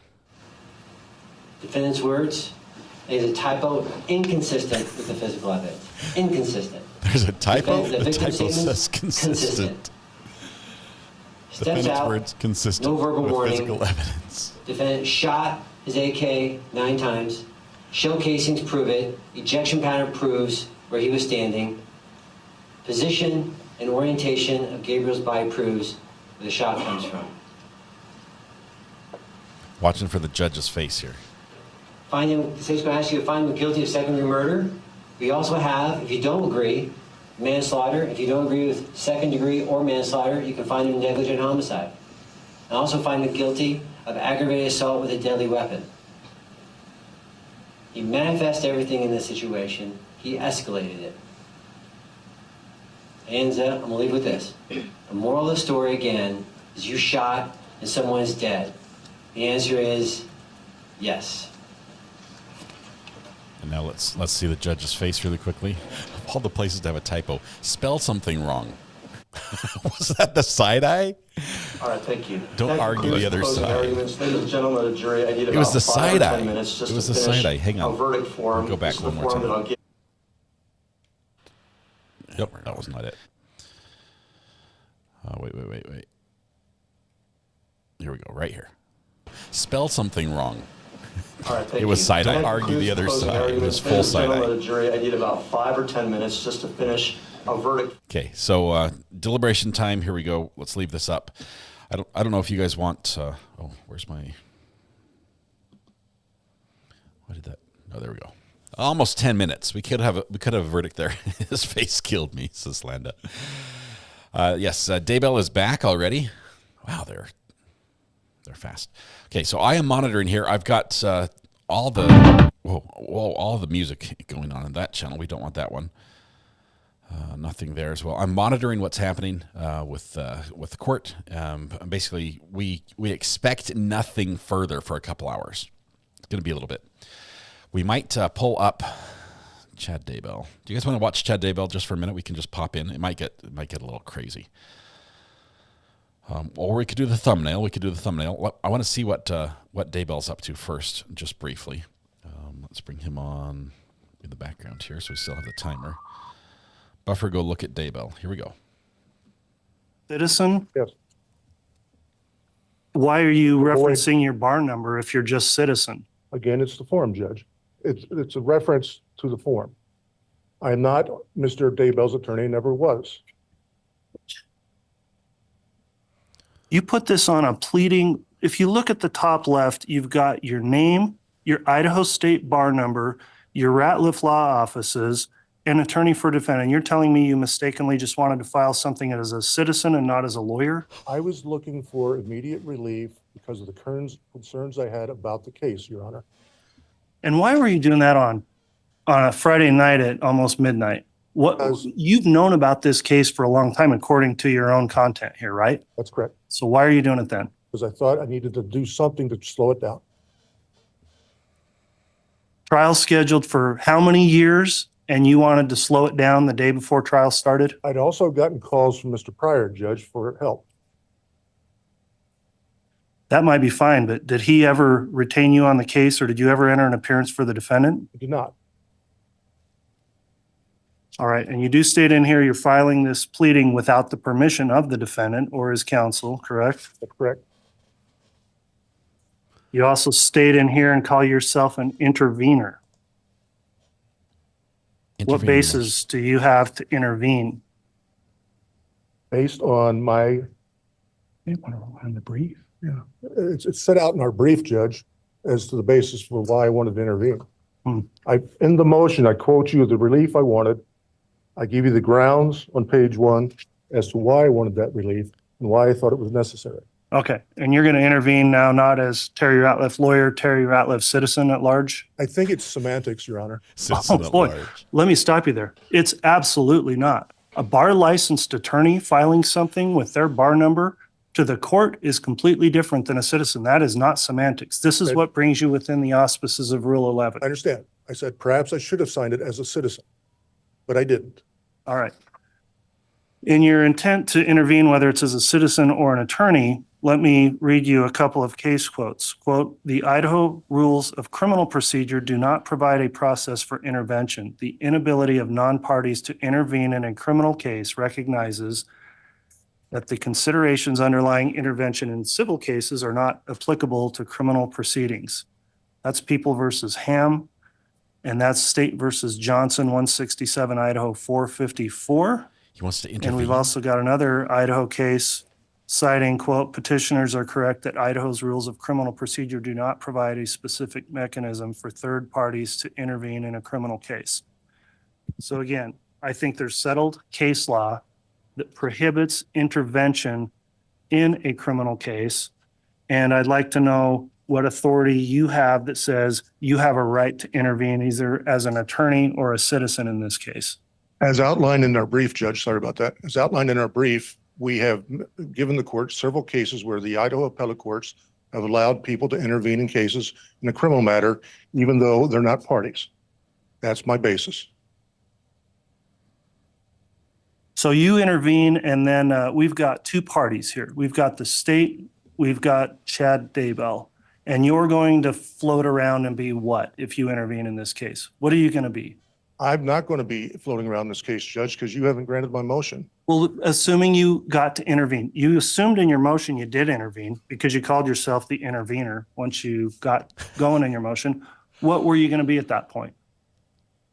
I was hoping to have a hearing in front of you before the trial started. Okay. And you said you were going to be the lawyer for the defendant or already were the lawyer for the defendant. Is that not? I explained to you just a few minutes ago that that was a mistake. What? Explain to me all of the misspellings and typographical errors in your late night filing. I was nervous and it was late at night. I didn't take this lightly. Were you at the bar? You didn't take it lightly, but you used the wrong form. You misrepresented if you were an attorney or a citizen, and you signed 3 times as attorney for defendant. And that's your explanation? Yes. All right. Mr. Ratliff, I find based on your responses, you have violated Idaho's Rule 11 under the Rules of Civil Procedure, which I find are incorporated through Idaho Criminal Rule 47 and 49. The court would note that in the rules under C1, not, thank you, Stephen. It's mandatory. It says the court must impose an appropriate sanction on an attorney, law firm, or party that violated the rule. It's getting sanctioned. And similar to what would happen in a civil case with a frivolous type filing, which this was, this cost time, this cost effort, this cost real loss for the attorneys, for the court. I'm going to instruct counsel for both the state and the defense if they could itemize the time they have spent both in today's hearing, in preparing for the hearing, as well as in dealing with this pleading from the time it was filed on Friday night, the 29th, whatever time you've put into that. I'm going to direct Mr. Ratliff that you pay reasonable attorney fees incurred for the time Mr. Pryor spent at his typical hourly rate for the state's attorneys and whatever rate they are entitled to charge as public prosecutors. And the court will likewise itemize some billing time incurred in this. And the sanction the court's going to order is the payment of those attorney fees. The court will provide time for counsel to submit those. I'll review those for reasonableness before I make an order, and pursuant to the rule which requires a written order under Rule C6 of Rule 11, the court will describe in that order the conduct and the basis for the sanction, and you're going to pay for those fees. Do you understand that, Mr. Ratliff? That's fine, Judge. Very well. Your Honor, if I may, I'm going to request findings of fact and conclusions of law. As this court is aware, we submitted briefing that addressed many of the issues you addressed to Mr. Ratliff in great detail, giving multiple basis for his right to intervene. The judge, you have not addressed those arguments, and so I'm going to ask He's for findings of doubling fact and down. conclusions of law. All right. Well, Mr. Bartliff, you can ask. I'm not inclined to do that because, again, I've got a lawyer in front of me that submitted a pleading, and the lawyer is responsible for the pleading. I'm not necessarily allowing any further input on behalf of counsel for the lawyer that filed the pleading. I don't think it's proper because I'm not imposing any kind of jail time or sanction similar to Rule 75 of the civil rules, which would implicate on a contempt proceeding the right to counsel. So I'm going to stand by my ruling that I made and ask the attorneys to submit those. That concludes the matter for this afternoon. Judge, if I may. I'm sorry, Judge, I am not. I'm done. I'm done with this issue, and I'm done wasting time on this issue in the middle of a capital case. We're done. We're in recess, period.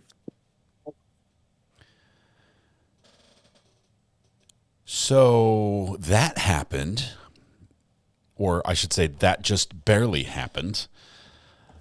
Oh my goodness! So that's the Daybell case. For those that are curious, that is. We're going to back up. Let's go over. I'm going to go to Top Mark Media where we were airing that one, and just actually we're airing it right now. So we're going to go back and watch exactly what happened. Give me just 1 second. Okay, we need to stop sharing it over there. Thank you, Ashley. Appreciate that. Let's see, channel 7, and stop sharing. There we go. Holy smokes. To everyone over on the Top Mark Media channel. Oh, you can't hear me. Let me turn my mic on. Hey, everybody over here. This is Recovery Addict. Thanks very much for joining us today on the Top Mark Media channel. Obviously, got very spicy there at the end. I'm going to go back and rewatch that because that was worth a rewatch. We're going to go ahead and end this live stream on Top Mark Media. I'm still live over on the Recovery Addict channel. Please join me there. We're going to rehash this, and we'd love to have your input over there. We'll see you in just a little bit. Bye.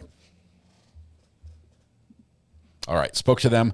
We'll get the handful of people that are over there who might understand that a little bit better over here. We're going to end that stream. Now we're going to pull it up on Top Mark Media. Wow, I don't even know what to say there. That is just crazy.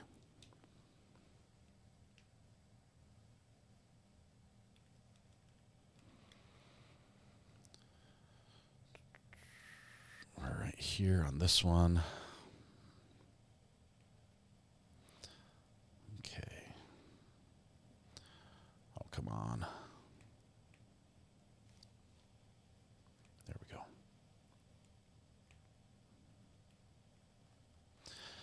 Okay, right at the end of the day, we had a hearing. We're going to back up and hear that hearing sort of in full if we can. Okay. All right. Okay, so I have no idea what's going on. Let me tell you what I do know. First, let's bring on the timer for deliberation counter so we can keep watching that. I'm keeping my eye on the Kelly case, but as always, there is more than one criminal case going on at once in the United States. There's generally a few going at once, and this is the Super Bowl of true crime. So yeah, we've got playoffs all over the place. We have a hearing in a capital murder case. Let's see if we can. All right, Mr. Ratliff, I have some questions about your pleading. Are you willing to answer those? Sure am. All right. It's a hearing on a pleading. Pleading I'm looking at, it's not been entered in the case yet, and the pleading. We need a copy of this. What's the motion itself? I mean, this is the first I'm hearing. It hasn't been entered in the case yet. Mr. Ratliff is an attorney, files a motion to intervene in a criminal case the night before, basically the night before. It was Friday night, the Monday before it started. You did, in fact, file this electronically in CR. Well, that's wrong to the case number, but this is case CR 22-21-16-23, the state of Idaho versus Chad Guy Daybell. Is that correct? This was just minutes ago in Idaho. All right. I'll note the we watched it live. Case number is wrong as well. You've got it CR 12-21.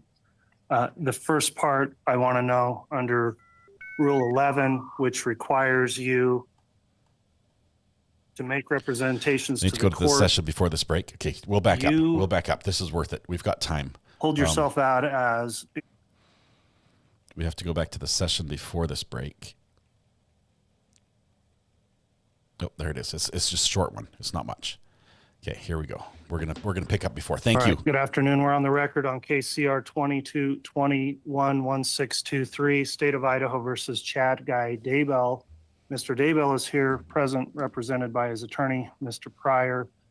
The state's here present, not currently seated at the prosecutor's So this table. is not the state that's sitting there. Seated These are there other people. is attorney Terry S. Ratliff, along with another attorney, Mr. Bartlett, who represents Mr. Ratliff.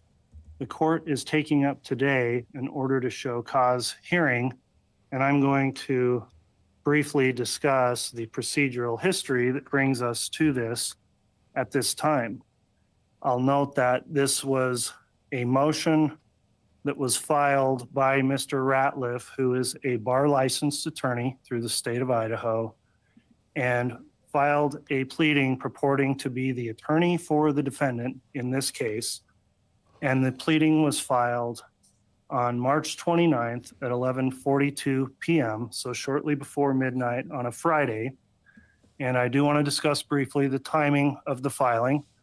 The court was conducting jury questionnaires and preparing for jury voir dire in this case, which of course is a capital murder case, an incredibly serious case where the court counsel has spent a tremendous amount of time preparing for and getting ready for trial where we are now. The court was not made aware of the filing because it was not entered in the case until Sunday morning on March 29th. That would have been on March 31st. That was Easter Sunday before we were going to start with our voir dire the following Monday. On Easter Sunday, my staff attorney, who had I hear you, an Amber, but I'm opportunity seeing nothing finally on to either feed. travel home and spend Easter with her family after a very long week, was interrupted out of her church services and contacted the court that we had an emergency happening in our case that was going. And the emergency was, we had a motion to continue the trial. And I wasn't sure That's a delay. Motion to continue who was actually means asking motion to to have the stop. trial continued, why the trial would be continued. But this created a tremendous amount of quick response required by the court, by staff, by clerks, by the prosecutors, by the defense, all occurring again on one of the few days we had a break as we were grinding through jury selection on Easter Sunday. The pleading the court received is entitled Motion to Intervene and to Continue the Trial in These Proceedings, filed by Mr. Ratliff on his official Amber got the burner phone. office pleading letterhead, signed by Mr. Ratliff as the attorney for the defendant, both on the signature line and on the caption. I'll note the pleading incorrectly spells the word motion. It incorrectly spells the word continue. It incorrectly spells the word proceedings in its caption. And when I reviewed this, I'm going to tell you, Mr. Ratliff, I was angry then, and I think I'm angrier now about what you did. However, in light of allowing you some due process, I looked through a correct way to handle this, and I considered Rule 11. I'll note you've retained an attorney, Mr. Bartlett, and I have reviewed a lengthy response brief along with declarations submitted on your behalf. And procedurally, where we are, first of all, the order to show cause for me is for you to explain, Mr. Ratliff, to personally explain to me how your pleading complies with Rule 11 of the Rules of Civil Procedure. Typically, when someone shows up with an attorney, their attorney gets to argue for them. However, under certain circumstances, I don't know that the right to counsel attaches, and in particular, under a Rule 11 request, I don't believe it does. I'll note the Rule 11 is a rule of civil procedure, which typically would not apply in a criminal filing. However, there are rules under the criminal rules that states we do follow civil rules when there's no corresponding rule. And in particular, criminal rules 47 and 49 indicate that filings of motions in criminal cases are to be filed in the same way and manner, and using the word manner, in which pleadings have to be filed in civil cases. Rule 11 governs licensed attorneys and the representations they make. There's been some indication of your counsel that perhaps Rule 11 doesn't apply.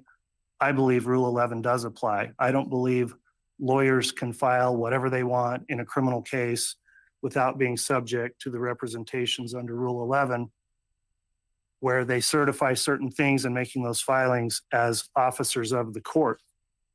To argue otherwise would say any lawyer could file anything they want in a criminal case and not be subject to any kind of sanction under Rule 11. And I believe Rule 11 permits exactly that, for me to consider it.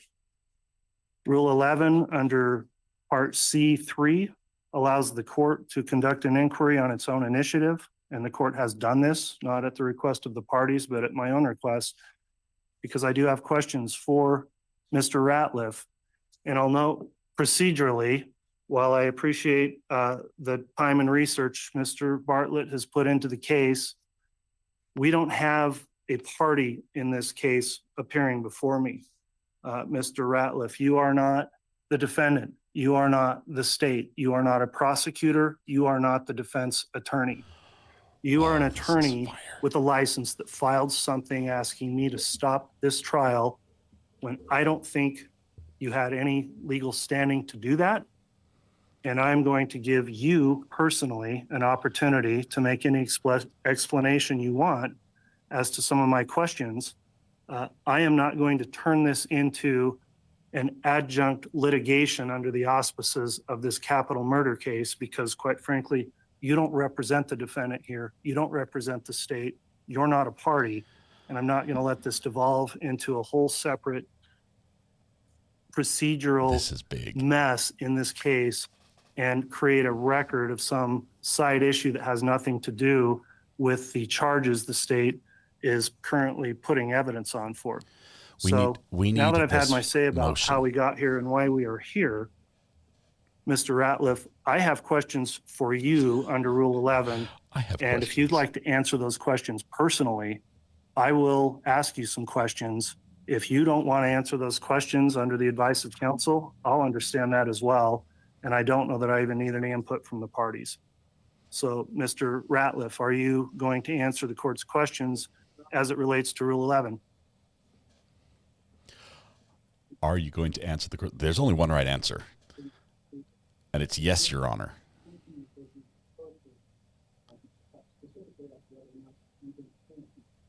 His mic's off.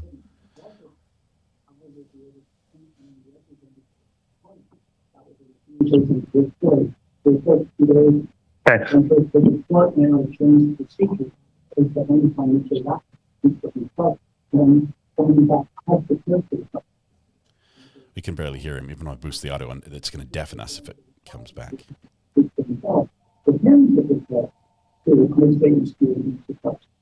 Otherwise, I think really the process, people working to go through this, I think the process will be challenged.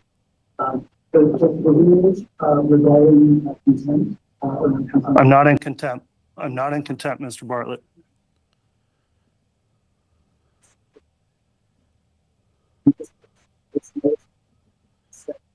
Okay, so Mr. Bartlett is trying to act as an attorney. He says you can't act as an attorney because there isn't a party before us. So the gentleman on the right on the bottom, Mr. Bartlett, is not allowed to speak. Mr. Radcliffe, who's on the left on the bottom, is going to represent himself as a person before the judge, answering questions that the judge puts to him. Oh, was that inconvenient for you? Was that, I'm asking you a direct question, was that inconvenient for you? Your Honor, it was only that I didn't have the amount of notes necessary. It's not what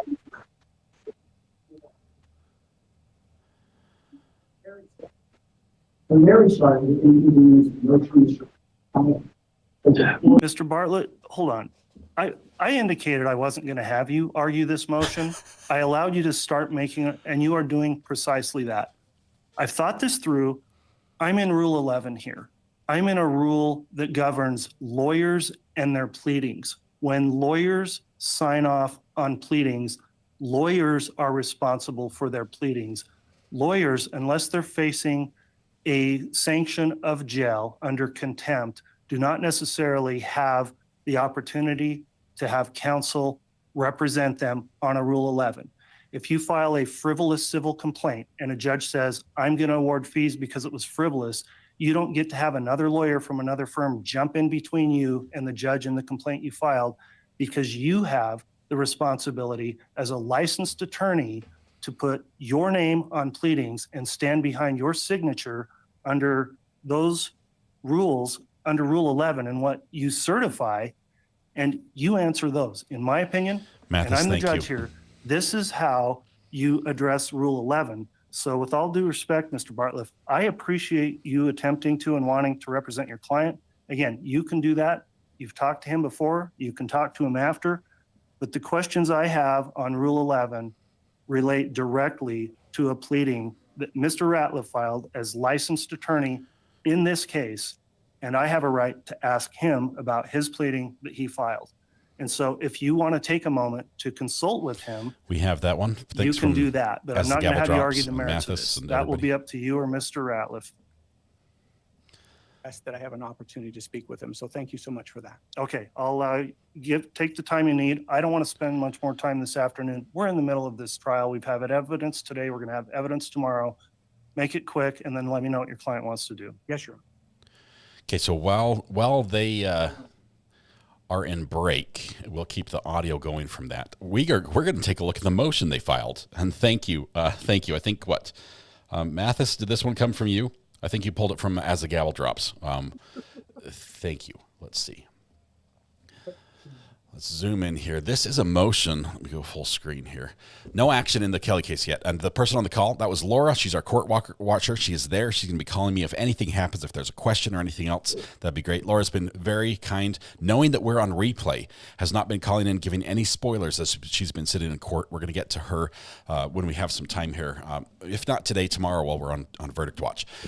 This is the motion that we're just hearing about, this bombshell that just dropped in the Chad Guy Daybell case. Order on non-party motion to intervene. On March 29th at 11:42 p.m. Mountain Standard Time, a non-party presented for filing its motion to intervene and continue the trial in these proceedings. Counsel for the state and counsel for the defendant alerted the court after they received notification of service through the court's e-filing system. Both the state and the defense have raised concerns about the impropriety of this attempt to intervene procedurally and substantively. Additionally, both the state and defense have requested the court immediately seal the document or alternately strike it from the case. The court has reviewed the pleading. Pursuant to Idaho Court Administrative Rule, upon the request of the parties, the court will temporarily seal the motion, so we don't get to see the motion. This is the response. Pending further review until such time that the court can call for a hearing, a determination of whether the motion will remain sealed or be unsealed, and set the substance of the motion for hearing. For the foregoing reasons, this goes crazy here. Let's continue scroll. There we go.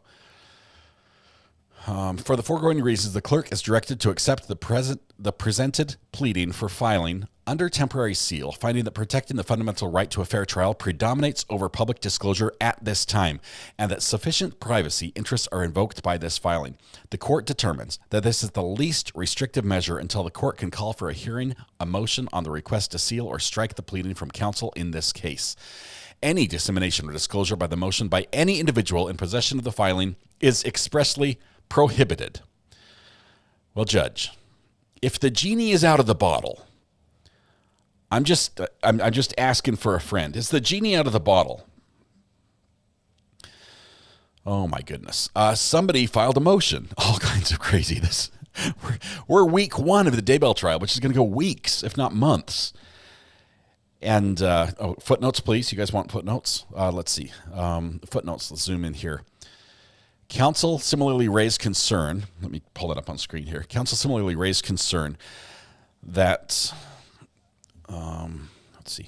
that several attorneys who are not attorneys of record in this case were selected for service through an automatic e-filing system. Notably, the pleading contains an inaccurate case number, and it additionally contains a co-defendant listed in the caption, a clear violation of the court's order of August 6th, directing that all pleadings in each case must only contain the individual defendant's name and case number.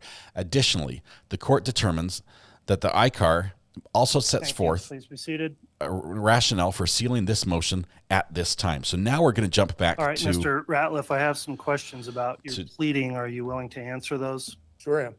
Okay, now we're jumping back here. The pleading I'm looking the at, judge's it's not been response. entered in the case yet, and the pleading...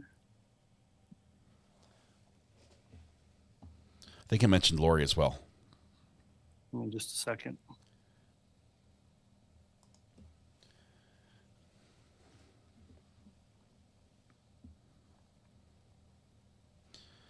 Did anyone get a copy of this before it leaked out, before it got All right. sealed? You did, in fact, file this electronically in CR. Well, that's wrong to the case number, but this is case CR 22-21-16-23, the state of Idaho versus Chad Guy Daybell. Is that correct? That's correct.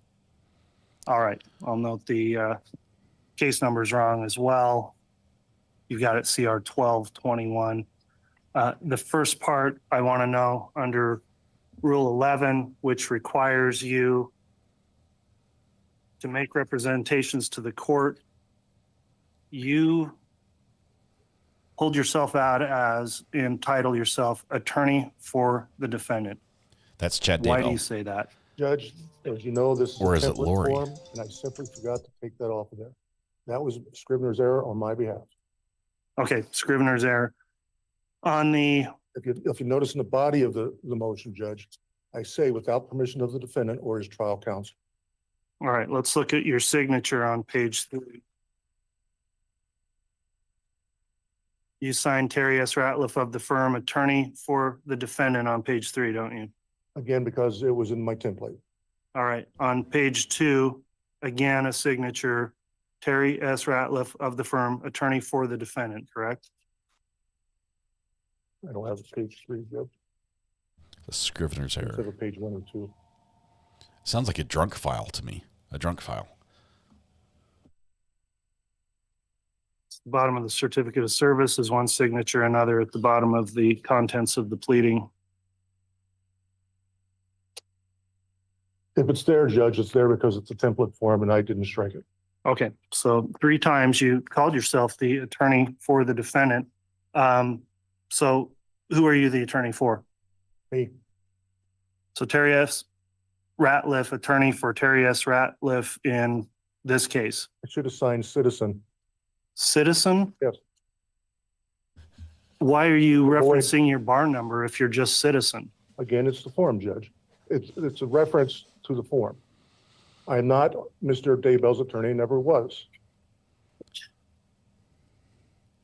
You put this on a pleading. If you look at the top left, you've got your name, your Idaho State bar number, your Ratliff Law offices, and attorney for defendant. You're telling me you mistakenly just wanted to file something as a citizen and not as a lawyer? I was looking for immediate relief because of the concerns I had about the case, Your Honor. And why were you doing that on a Friday night at almost midnight? You've known about this case for a long time, according to your own content here, right? That's correct. So why are you doing it then? because I thought I needed to do something to slow it down.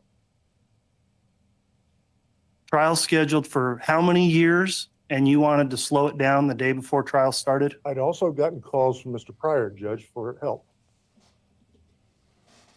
That might be fine, but did he ever retain you on the case, or did you ever enter an appearance for the defendant? I did not. All right, and you do state in here you're filing this pleading without the permission of the defendant or his counsel, correct? That's correct. You also state in here and call yourself an intervener. What basis do you have to intervene? Based on my, on the brief. yeah, it's set out in our brief, Judge, as to the basis for why I wanted to intervene. In the motion, I quote you the relief I wanted. I give you the grounds on page 1 as to why I wanted that relief and why I thought it was necessary. Okay, and you're going to intervene now not as Terry Ratliff lawyer, Terry Ratliff citizen at large? I think it's semantics, Your Honor. Oh boy, let me stop you there. It's absolutely not. A bar licensed attorney filing something with their bar number to the court is completely different than a citizen. That is not semantics. This is what brings you within the auspices of Rule 11. I understand. I said perhaps I should have signed it as a citizen, but I didn't. All right. In your intent to intervene, whether it's as a citizen or an attorney, let me read you a couple of case quotes. Quote, the Idaho rules of criminal procedure do not provide a process for intervention. The inability of non-parties to intervene in a criminal case recognizes that the considerations underlying intervention in civil cases are not applicable to criminal proceedings. That's People versus Ham, and that's State versus Johnson, 167 Idaho 454. And we've also got another Idaho case citing, quote, petitioners are correct that Idaho's rules of criminal procedure do not provide a specific mechanism for third parties to intervene in a criminal case. So again, I think there's settled case law that prohibits intervention in a criminal case. And I'd like to know what authority you have that says you have a right to intervene either as an attorney or a citizen in this case.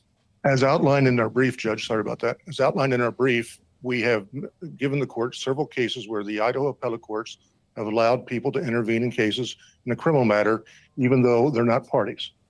That's my basis. So you intervene, and then we've got two parties here. We've got the state, we've got Chad Daybell, and you're going to float around and be what if you intervene in this case? What are you going to be? I'm not going to be floating around this case, Judge, because you haven't granted my motion. Well, assuming you got to intervene, you assumed in your motion you did intervene because you called yourself the intervener once you got going in your motion. What were you going to be at that point? I was hoping to have a hearing in front of you before the trial started. Okay. And you said you were going to be the lawyer for the defendant or already were the lawyer for the defendant. Is that not? I explained to you just a few minutes ago that that was a mistake. Explain to me all of the misspellings and typographical errors in your late night filing. I was nervous and it was late at night. I didn't take this lightly. You didn't take it lightly, but you used the wrong form. You misrepresented if you were an attorney or a citizen, and you signed 3 times as attorney for defendant. And that's your explanation? Yes. All right. Mr. Ratliff, I find based on your responses, you have violated Idaho's Rule 11 under the Rules of Civil Procedure, which I find are incorporated through Idaho Criminal Rule 47 and 49. The court would note that in the rules under C1, it's mandatory. It says the court must impose an appropriate sanction on an attorney, law firm, or party that violated the rule. And similar to what would happen in a civil case with a frivolous type filing, which this was, this cost time, this cost effort, this cost real loss for the attorneys, for the court. I'm going to instruct counsel for both the state and the defense if they could itemize the time they have spent both in today's hearing, in preparing for the hearing, as well as in dealing with this pleading from the time it was filed on Friday night, the 29th, whatever time you've put into that, I'm going to direct Mr. Ratliff that you pay reasonable attorney fees incurred for the time Mr. Pryor spent at his typical hourly rate for the state's attorneys and whatever rate they are entitled to charge as public prosecutors. And the court will likewise itemize some billing time incurred in this. And the sanction the court's going to order is the payment of those attorney fees. The court will provide time for counsel to submit those. I'll review those for reasonableness before I make an order, and pursuant to the rule which requires a written order under Rule C6 of Rule 11, the court will describe in that order the conduct and the basis for the sanction, and you're going to pay for those fees. Do you understand that, Mr. Ratliff? That's fine, Judge. Very well. Your Honor, if I may, I'm going to request findings of facts and conclusions of law. As this court is aware, we submitted briefing that addressed many of the issues you addressed to Mr. Ratliff in great detail, giving multiple basis for his right to intervene. The judge, you have not addressed those arguments, and so I'm going to ask for findings of fact and conclusions of law. All right. Well, Mr. Bartliff, you can ask. I'm not inclined to do that because, again, I've got a lawyer in front of me that submitted a pleading, and the lawyer is responsible for the pleading. I'm not necessarily allowing any further input on behalf of counsel for the lawyer that filed the pleading. I don't think it's proper because I'm not imposing any kind of jail time or sanction similar to Rule 75 of the civil rules, which would implicate on a contempt proceeding the right to counsel. So I'm going to stand by my ruling that I made and ask the attorneys to submit those. That concludes the matter for this afternoon. Judge, if I may. I'm sorry, Judge, I am not. I'm done. I'm done with this issue, and I'm done wasting time on this issue in the middle of a capital case. We're done. We're in recess, period.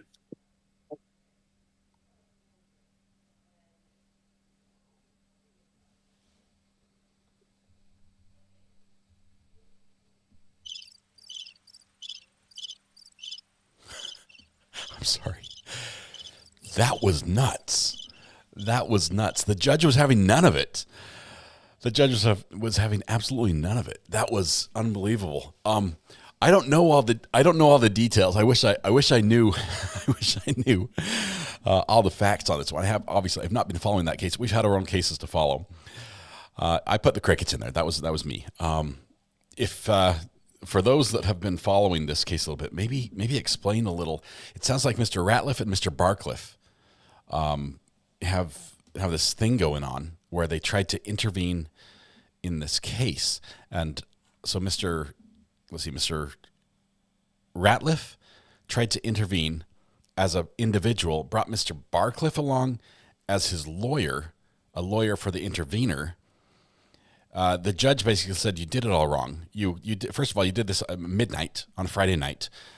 It looks like you typed this up drunk. He didn't say that, but he hinted. I think you can read between the lines, and that's what it sounds like he was insinuating.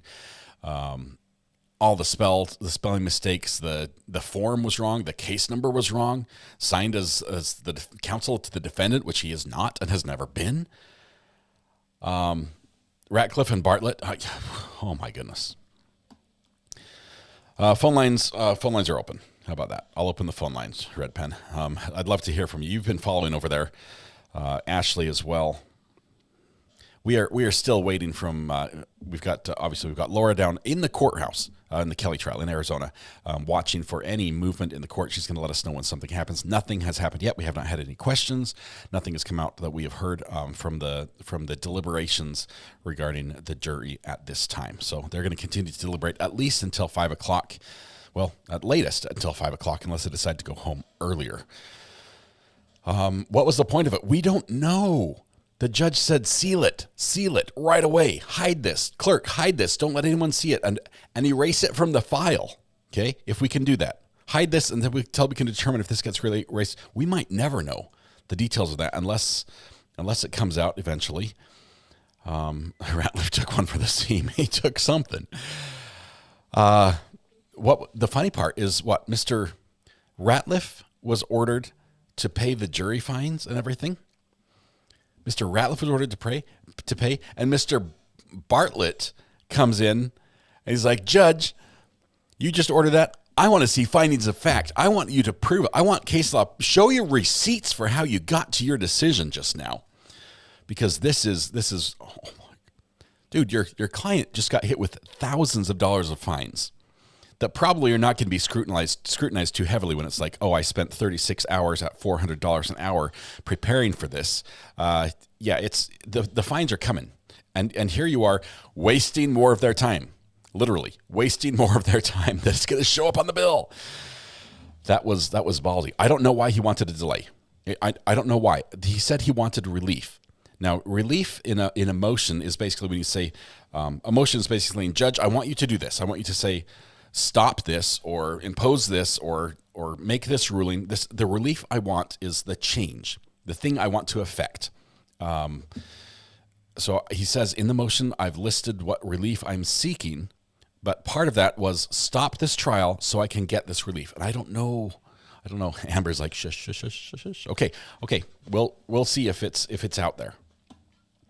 Seemed like he already had a template for this motion, especially. Do you do this often? Meaning, I guess he's the last minute quarterback to file these type of things. Wonder if that's why Pryor called on him. Oh my goodness. Josh says, I have BK documents. Do you want it? I want all the documents. I see the BK stuff from if it's on the Supreme Court webpage. We've seen a lot of those. The latest filing from BK was that he has an alibi. It couldn't have been him. Judge, I couldn't have killed 4 people. I was looking at the moon that night. I was looking at the moon. As one does. We look at the moon. Oh my goodness. Does this mean we will watch the hearing with sanctions in the Maya case, or is it normal? Is it not normal to put this live? Dog Lover, the hearing you're talking about in the Maya case, the one that's scheduled for, I believe, April 22nd, so just in a couple days, next week. I'm not going to be there. It's a quick trip to run down to Mexico as well, to run down to Florida. I've done it before, but it's a very long drive, about 13 hours. And so I'm not planning on being there. But the hearing that's scheduled, the judge has specifically said in the Maya trial that hearing is not to talk about the issues themselves, but to basically, he told the lawyers, bring your calendars. We're going to schedule some stuff where we will talk about it. So it's the next one that will be interesting. I think both of them will be televised, maybe. The second one probably more so than the first. Check burner. Sent docs. Okay. Burner phone is blowing up. You guys are just awesome. Let's see. Wait.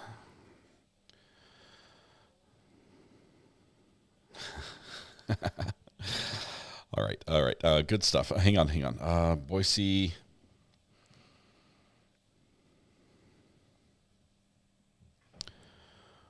We might have it.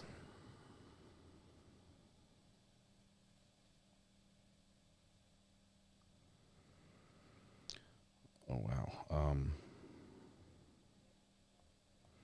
think that's the original. I think that's the one we just read, the order of non-party motion to intervene. I was looking for the motion to intervene itself. The zombie apocalypse may be upon us. Okay. Interesting that the judge flat out just said, I'm ordering this, if you have it, not to be disseminated. I'm not sure if he has that authority. If it was unsealed at one point and it was obtained legally, I'm not sure if you can put the genie back in the bottle. Oh. The guy was intervening in Chad's case. Yes, we've got so many cases going on right now. It's crazy. Chad Daybell, he's being tried, capital offense, terrible case.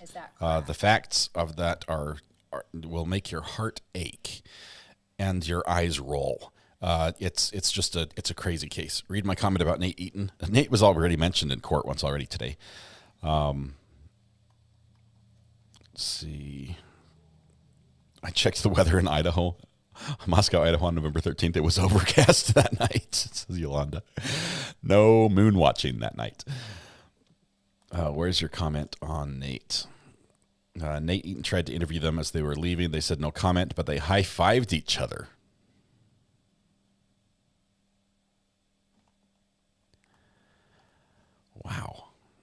Ratliff not only filed this to defense and prosecution, but also to attorney Wendy Olson, whom EIN hired to argue for media access in the trial. Ooh, he leaked it to the press, or the press's attorney.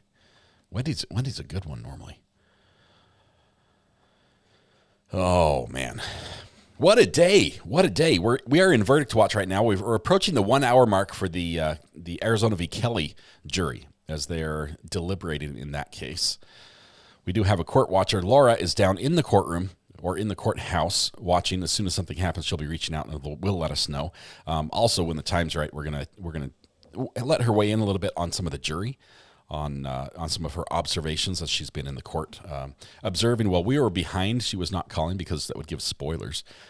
What an amazing person! What an amazing person! But let's see if we can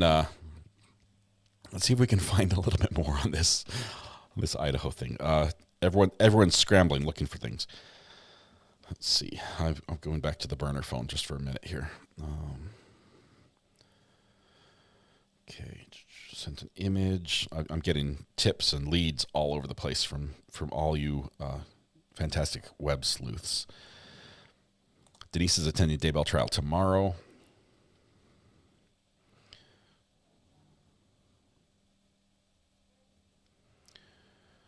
Let's see. All the big people are tweeting about this right now. Let's see what this one was. Everyone's sending me the response, but not the original one. Can I call in? Yes. 1750. Oh, man.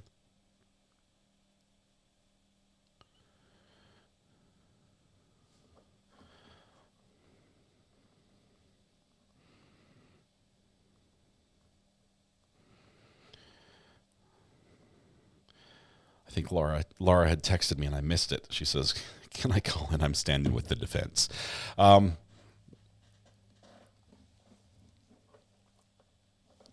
Let's see. I would like to. I still, once this is over, I'd love to talk to Kathy or Miss Larkin, either one. Where are we at? Nate talked about it. It's not out there. They locked it. They sealed it up that quick. Nobody got it.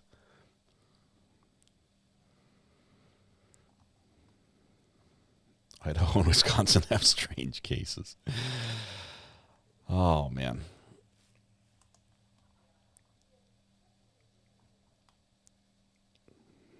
I need that whole thing clipped. Go ahead. Go ahead. Sorry. What do you want? It's easiest probably to get it off of Top Mark Media.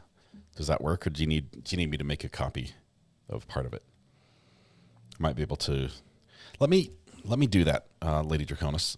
Let me post that a lot like we did with what happened here in this in the Arizona trial. I'll hurry and make a quick little edit. We'll pull it in. You know what? I got my network attached storage to start working with this. I already did my Black Magic design. Like, I sung their praises already this morning. They make the very best equipment. And this little guy with the little window right here. This is a media recorder, so it can record anything. I hit a button and it just records, and it can go. I think I can record for 127 days straight currently with my 4 terabyte drive. It's amazing. I'm not going to do a stitch. I'm going to do because this one, here's what, okay. My head is going like 100 miles an hour and I can't talk. Here's what I'm going to do. I'm going to do a full cut, because last time I did a stitch where I stitched it all together, and I think Peter Tragos would have appreciated a little more of a breakdown on that. So I'm going to do a clean cut of just those portions that affect this little motion hearing, and put those two together, cut the middle clip out, and post that online. Feel free, as soon as I post it, if you give me, I don't know, it'll take about an hour before it's up and live. You can share that with all your favorite commentators. I'd like to know, like Uncivil Law. I'd like to know Ian Runkle, Rob, you name it. Joe up there in New York, Melody, everybody. I'd like to know what the legal minds think. Danny, everybody. So share it with them, but give me just a minute to get that put together. I've got to start that right now. Let me input that. Okay, we're going to start right over here. So here's the second one. There's the first one.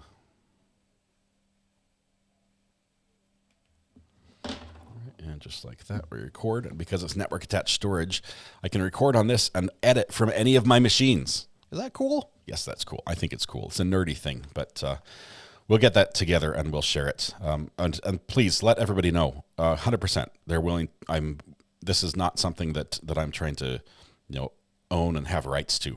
You're welcome to share, to watch it in whole, commentate, don't commentate, reshare on your channel. It doesn't matter. You're welcome to do that with this video from Daybell. I'm just putting it together for you. It's not like it's mine. It's public. Lady Draconis, I know Emily doesn't like doing those cases, but this particular hearing might be something she comments on because it's lawyer business, and it's shady lawyer business, and it's bad lawyer business.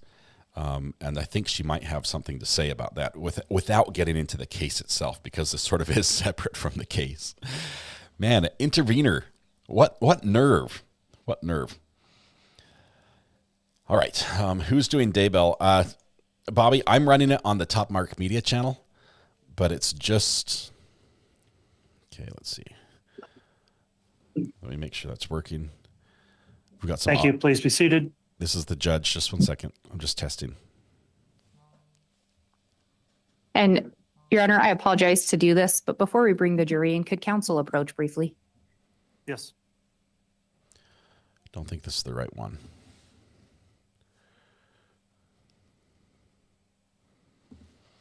Let me make sure I'm on the right part.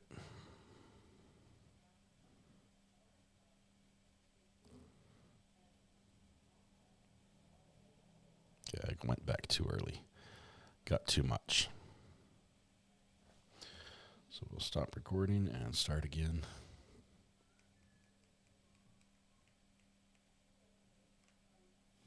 Right there. Okay. Now we're good. I'll turn off their audio. All right. Melanie Little is laser focused on the read thing. She is. She's put in, I think she was saying the other day, she's got like 50 hours of like research doing on some of this stuff. She's put in a ton of time there.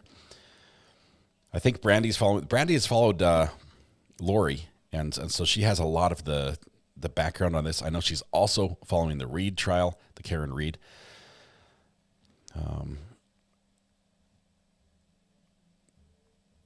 Let's see. Future. Yes, you need to rewind. To keep up the chatter, you're going to need to rewind about 45 minutes. We're gonna put this up, and hopefully you'll see this from a lot of the lawyers on LawTube, because this is probably some of the spiciest stuff that's happened today in court, or maybe even this week. So if you don't want to just watch it yourself on Top Mark and try to discern what happened from what's said in court, because they don't tell you everything there, then yeah, I think I might put the document up as well. Kurt's covering Daybell, so he's going to cover this as well. Danny on Direct seems to be covering Daybell. She'd be a great one. She's not too far away from Idaho. I'm surprised she doesn't make the trip up there. It's huge pigeon business. See if Runkle will cover it. Runkle, I was wondering if Runkle was going to cover the case. I think they just had like a huge theft of gold up in Canada. I was wondering if he was going to look in on that. It's straight out of like a movie where, I mean, they faked paperwork and had a truck come in and get loaded up with a delivery that wasn't theirs. EDB will stream it.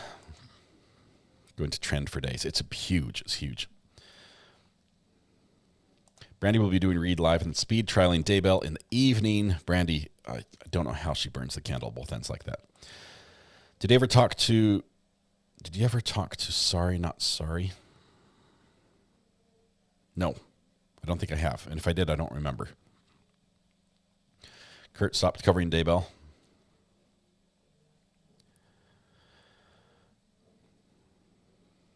Okay. Gold stolen Canada. Yeah, like $24 million worth of gold. Like just shy of 1,000 pounds of gold stolen from an airport. They like flew in a shipment and they stole it. Guys showed up. It was a organized thing. They had paperwork. They had a bill of lading. They're like, we're here to pick up our delivery. And they loaded up the truck and they drove away. And then a couple hours later, Brinks shows up with their armored truck. They're like, hey, we're here for our gold. And they're like, your gold? We thought it was his gold. Yeah, crazy story. Inside job, baby. Very much so. Man. Are we covering after Kelly? What are we covering? I'll have to look at the schedule. We're pretty much covering Kelly this week. I anticipate a verdict tomorrow. I don't expect one today. So tomorrow we're going to sort of be kicked back a little, taking it easy, jumping around while we are on verdict watch, because we're over an hour right now into it. Let's see, it's almost 7 o'clock here, which means it's 4 o'clock. They've got about an hour more. They've got about an hour more of deliberation at least there. Can I send you an email? If so, what is it? Josh Hutchins, you can send it to MD Recovery Addict. That's like Dr. Recovery Addict, but MD is actually for metal detector. MD Recovery Addict at gmail.com. And I will get it because I check my email about once a month, whether I need to or not. Okay.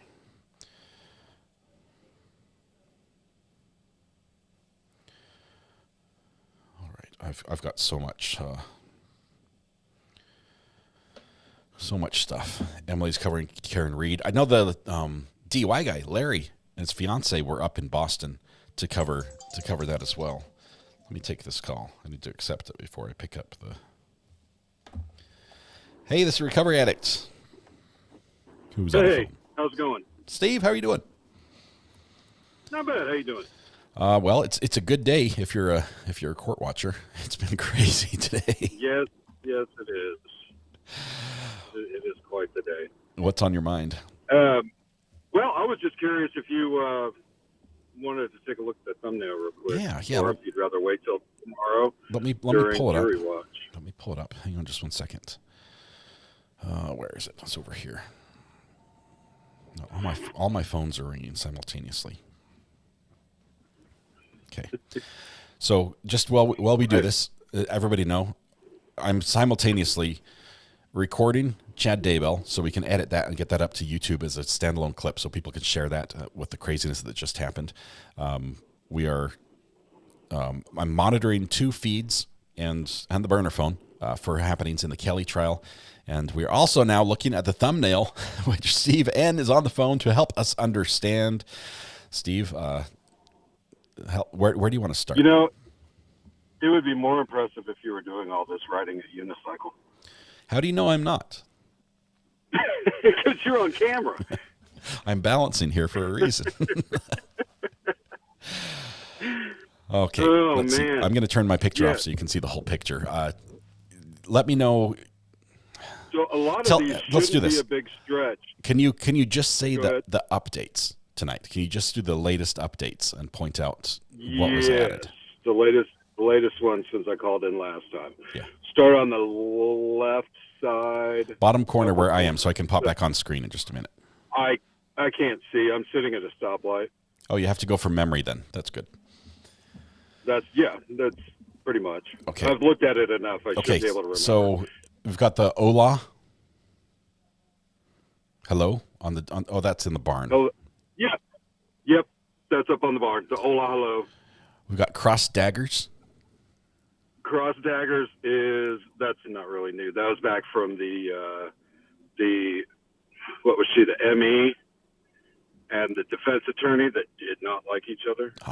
They dueled it out. The staring daggers and that goes with the cat fighting too. And then there's I added a ninja cat up on the ladder that's for the UFC attorney. I see a shoe size. What size footprint does it match? Does it match the defendant? I've got the beach picture for the family that's on vacation. We have right below the shoe size. Mm-hmm. There's 2 mismatched boots. Because at first the question was, does Mr. Kelly have the same size shoes? Yeah. Which made it sound like he had 2 different size feet. He's got one size 12 and one size 8. We've got the waterfall picture on the other side of the barn, symbolic of the noise we hear. There was some concern on space, so instead of just having like the fountain and the court reporter sitting in the sand, I made them pictures on the wall so that they would take up less space. Just kind of consolidated that. Man, this is I think we might have to do this in the morning. Yep. It's a lot around. There is one I'm just kind of curious if you get the reference to. There's Two, actually. I see the pine tree air freshener. If you go up by the border, the board R. Yes. There's a couple of rabbits carried a carrot. Rabbits and the carrot. I see it. I'm trying to think what it's. Okay. What was that one for? Well, it wasn't two guys carrying one gun. Ah. Okay. Yeah. So, yeah, obscure reference there. All right. It is. Steve. And, sorry. And just one last thing really quick. Can you show the books at the bottom? I just love that little piece of it now. The books at bottom center, next to the groundhog, they have spider webs on them, and you have to. I can't zoom. Well, I can't zoom into where I am right now. But the titles are like, what is it? I could tell you what Investigation they all are. 101. There's cobwebs, the dead plant, so you can tell they haven't been read in a while. There's a dictionary on the left, a thesaurus right next to it. There's one that's just called misinformation, and the one underneath the plant is called Detective Work for Dummies. Love it. Steve, great artwork here. Let's plan on talking about this in a little more detail tomorrow. Drive safe. Appreciate it. Yep. All right. I am. We'll see you. All right. Bye. See you. All right. While we come back here, we'll look into that a little bit more tomorrow while we're on verdict watch as it starts in the morning, because it's going to be a bit before they kick off in the morning. I think they're not going to get it done today. They still not back in the courtroom. I'm looking right now. There's no action in the courtroom. Josh says, just sent you an email. We do have a podcast tonight. It starts in 1 hour for those that are counting. So there's that. Let's see. Sent an email.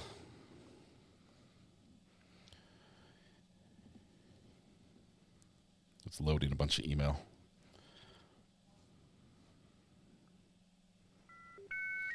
Beep, beep. Podcast an hour, says Amber. Amber, you're not current. I just barely said that. I said that. Podcast in an hour. Okay.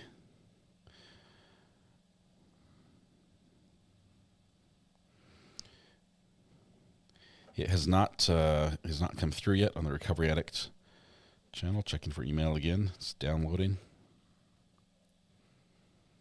Josh, it hasn't come through yet.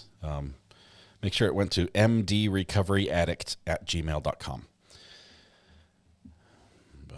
Okay, as far as podcast goes, let me tease that one more time, because tonight at 8 p.m. we have a special guest. We have Officer Brian. He's out of North Texas. He is a public information officer. I have not met him yet, so you will meet him as I meet him. I have heard this guy is amazing, and I am so excited. He is excited to be here, and I can only guess at where the hilarity will ensue. It's going to be good. It's going to be good. A deliberation timer. Let's go back to that. 1 hour, 14 minutes. What was the time he said? They started at 40 minutes after for deliberation. Was that right?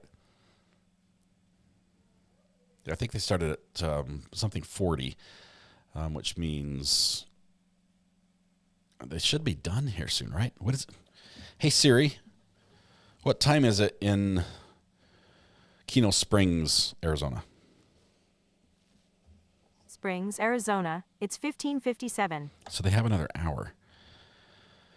2:40. They have another hour of all that. Vermillionaire says, I don't think you got my email from months ago yet. I'll check it here soon. They have an hour left. They might end earlier. Okay. Mods are on notice. This could go off the rails. Yeah, we're going to... It's going to be great. It's going to be wonderful tonight. Podcast is funny and needs some humor. The podcast was designed because as a channel here, and true crime in general, we tend to have a lot of heavy topics that are discussed. We have cases where that are, people die, people are killed, people much too young, much too good. The good ones are taken. The bad people are frustratingly sometimes not punished, and it can be heavy, just week after week of doing that. So the podcast was a way to reset without me going live on the weekends and talking about nothing. So we brought the podcast in. It was Thomas's idea and was brilliant, and I love it. It is like my favorite part of the week. I mean, I love true crime, but I really love the podcast. So if you want to hang out with us, it is live, just like this. It's on the same channel. It takes no extra equipment or expertise to participate or watch in that as it does to do here. So we'd love for you to join us there. It's going to be fantastic. We've got a great guest tonight that we're looking forward to, and he's excited to be here. Okay, we're done with half the recording, I think. We're done. I'm going to have to check. Okay. That being said, I need to go back and build the podcast. That's another thing I need to do right now, which means we probably need to wrap up. Let's do this. I have less than an hour now to get ready for the podcast. If we wrap up now, I can make you this assurance. If there's any activity in the court that is something beyond we're going home now, we'll go live with the Kelly trial. I'll bring it back. It'll interrupt the podcast. We'll have to push it out. That should be fine. I don't think that's going to happen, just because the amount of paperwork they have to go through, the fact that it's I don't think we have experienced jurors in here.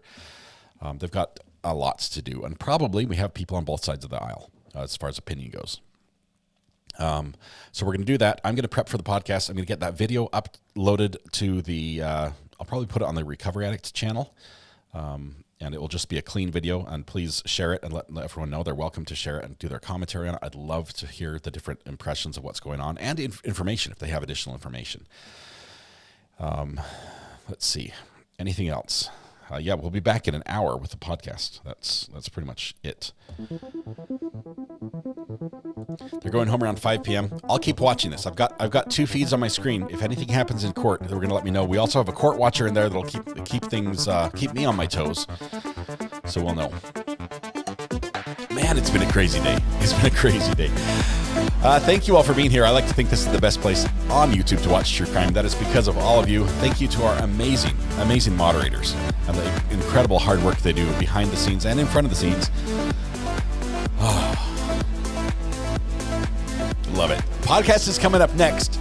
Tonight when you go home, please hug the people you love, smile at someone, make their day just a little bit better, and please stay safe till we go live again, which will be, if there's not a verdict or a question, 8 o'clock tonight on the podcast. So right here on this channel, the Not Relevant Podcast will be coming back to you. So link for the podcast. The podcast is right here. GF Twins. Just hit the subscribe button, ring the bell, and you'll be notified, hopefully, if YouTube works properly. I'll have the thumbnail up probably in about 5 minutes for the podcast. So if you've subscribed to the channel, just refresh the page. It should be up there. You can't miss it. It's got my mug and Thomas's mug on the front screen. It will be there in just a minute. So it's live, so please join us. You can be part of it. Thank you all very much. Have a good night. We'll see you.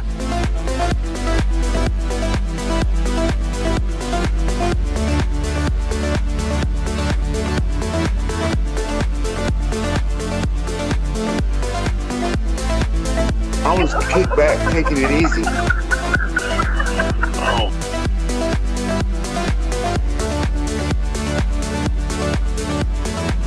Because he was the guy.